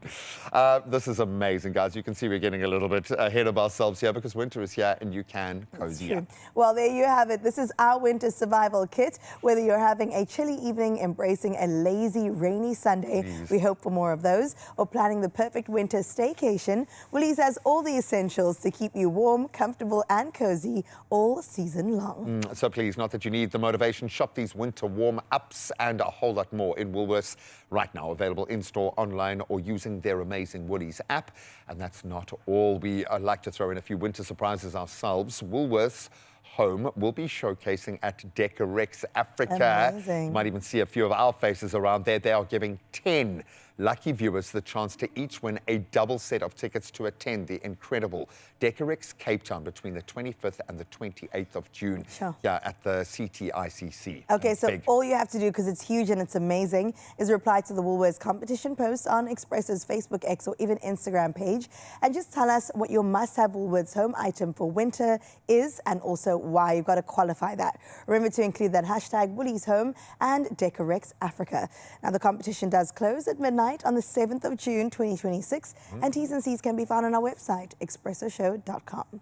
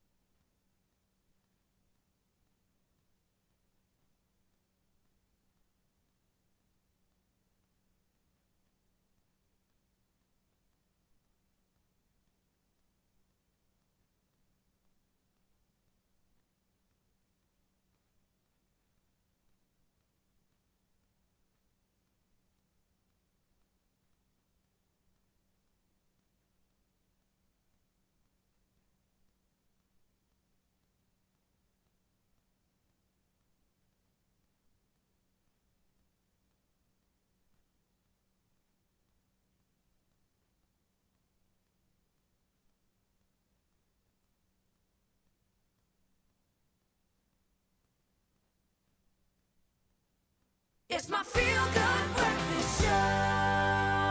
Welcome back, you beauties. If you are an A-type personality and you like bringing order, you're going to love this. Coming up next, we are taking you into a world where storage meets smart living. From, I don't know, I needed that solutions, and you will, trust me, have lots of these when you walk into the store, to those clever finds that you're going to wonder how you ever lived without them. Sure. This is all about, in fact, transforming everyday chaos that you heard into absolute calm. So we're talking about Mambo's Storage and Home, of course. And did you know that Mambo's is also in Gauteng? So you can find them located at Kyalami, Midrand, Newmarket in Alberton, also Castlegate in Pretoria, and Irene and Centurion. So don't forget to ask about their VIP loyalty cards when you take a visit. So if you want to understand what we mean, I want to see how many boxes Kyle leaves with. He went in-store to get the full value experience. Hey, what's happening, Mzansi? Now, we're about to take on a full Expresso pantry makeover. And we're going to do it with Carissa, Jay, and of course, Danny. But we're looking for something that is functional, that's organized, and actually just works really well. But before we can get any transformation going, we need the right tools for the job. Now, that's why we are out here at Mambo's Storage and Home to do just that. Find some smart storage, but I think with all the options that they have here, I might grab something for myself for my home. I mean, look at this. Options are endless, and maybe something for the studio too. Let's go.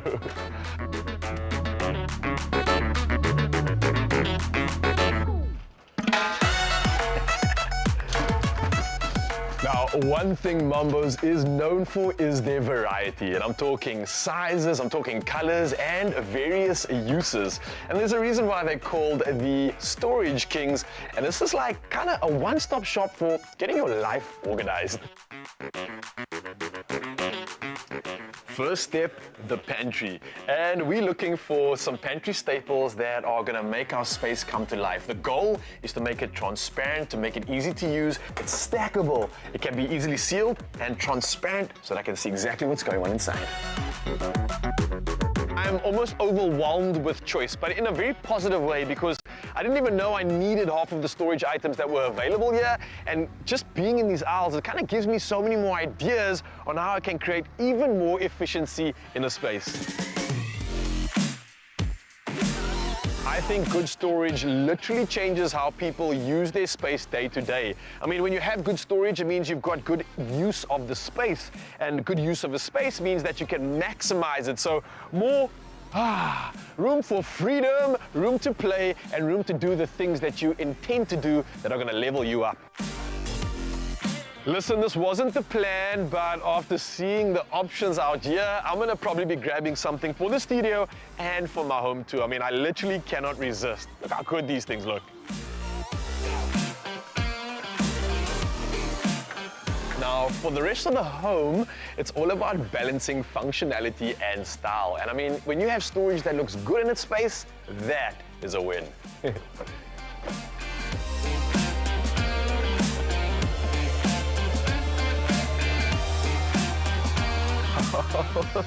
That is so clever.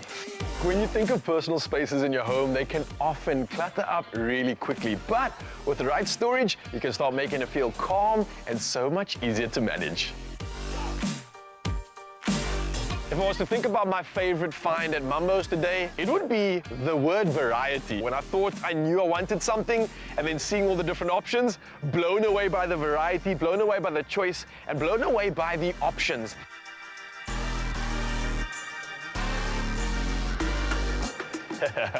All right, well, it looks like the pantry is sorted, the home is sorted, and the studio is pretty much getting there. It's all just time for us to now get this makeover on.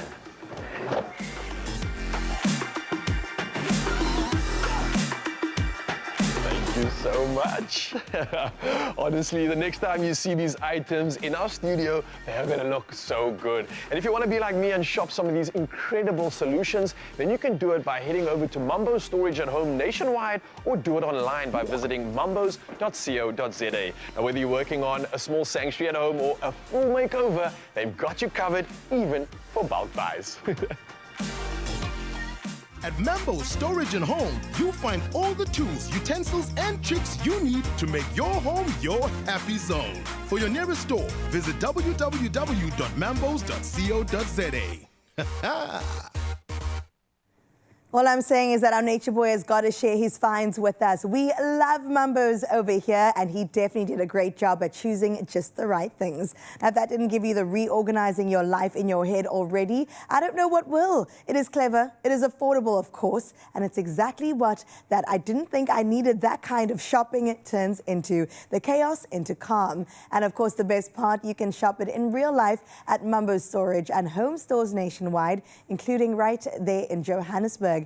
Find them in Kailami Midrand, Newmarket out in Alberton, Castlegate in Pretoria, and Irene in Centurion. And don't forget to ask about that VIP loyalty card. So whether you're north, south, east, or even west, there's a Mambo's close enough to turn your home from chaos into absolute serenity. So what are you waiting for? Gets to shopping now. Well, just wait until you finish cooking and then go and get some buckies to put the food in. Chef Jay has been giving us a masterclass in rice this morning. I didn't know I could squeeze any more culinary facts into my little brain, but we've done it. And it dawns on me how important it is to get the basics down. And then once you've unlocked that, you can go in any direction. We spiced our rice, and now we are working on a beautiful risotto. And of course, you can weigh in if you've got any questions, some major conundrums, disasters. 063-036-9649 is the number to use. I even surprised myself by remembering that number. So hopefully I'm going to remember some of these facts, but you can have some fun now. Yes. When we get into the risotto space, now we're creating a meal. So basically what's fun about this is that everything that we've just taught everyone at home, you throw that out the window. We undo it. We're doing it a different way. We say no, no, no. Oh, so, that is actually, so funny. We say no, no, no, no, no. And we say yes, yes, yes, yes, yes. We say no rinsing. Okay, now we're stirring. Stirring full value. Let's talk about risotto. So this is arborio rice, which is traditionally the rice you would use for risotto. So you can see it's plumper, it's thicker. Bit more robust. Bit of a shorter grain.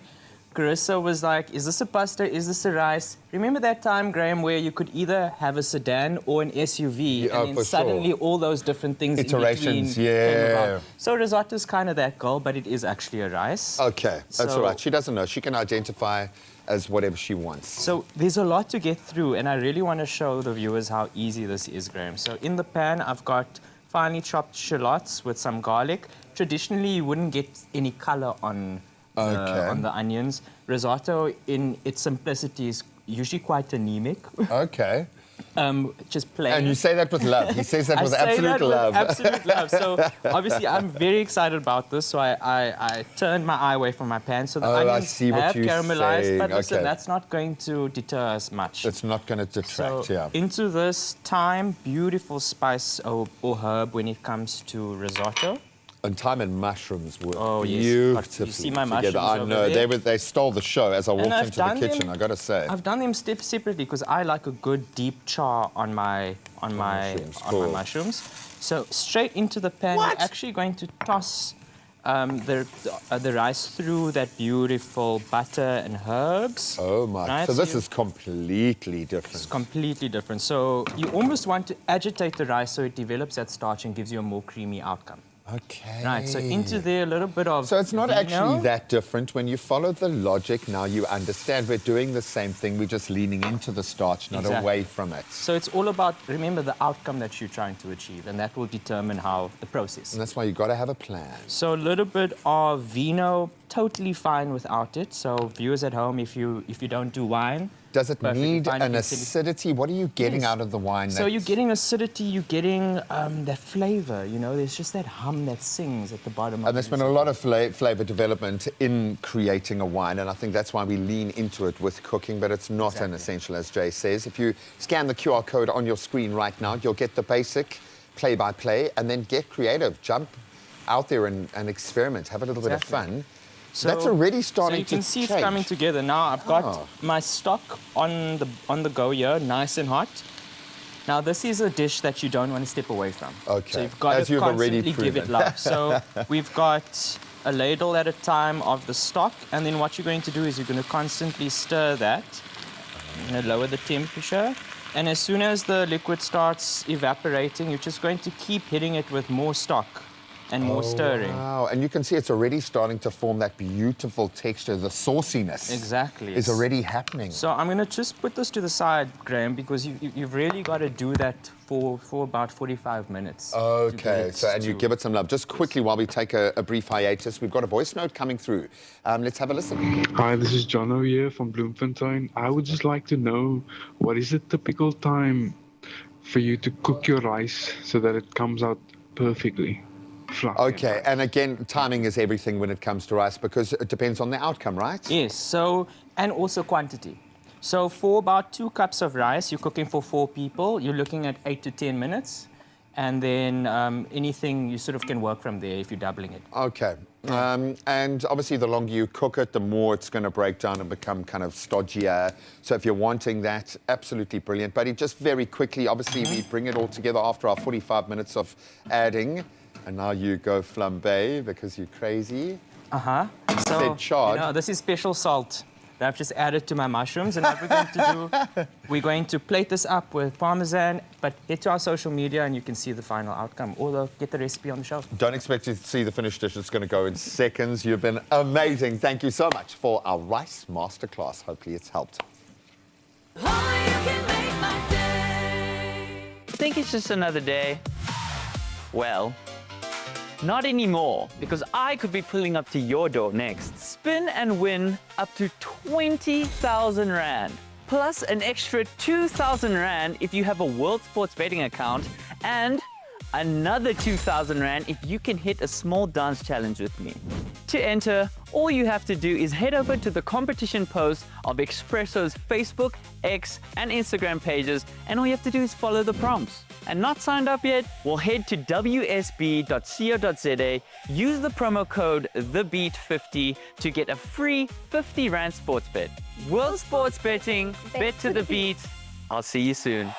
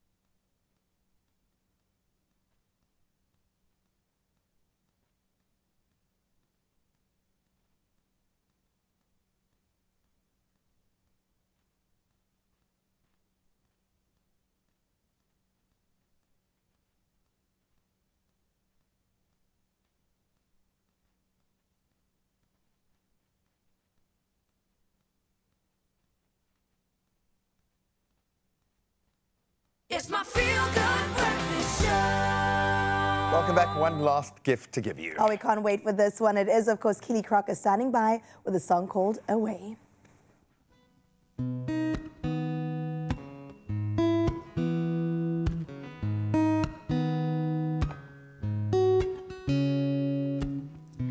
Paint your walls in black and white. Tell him it's for a song so he won't bite. And I'm not in the mood to fight. Can't we just go back to having good nights? So talk me through one more time. Tell me I won't change my mind. Can we just go back to being friends? You say we should take it slow, but that's all we really know. I think this is where our story ends.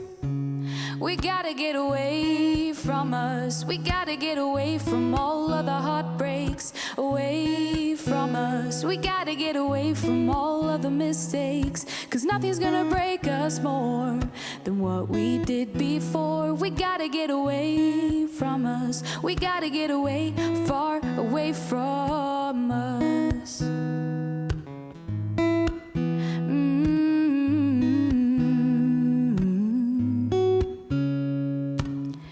I know you think we're both trying, but all of these excuses I'm not buying. 'Cause we never stop to consider which one's lying. Now we're both on the floor, holding each other, crying. So talk me through one more time. Tell me I won't change my mind. Can we just go back to being Another feel-good production.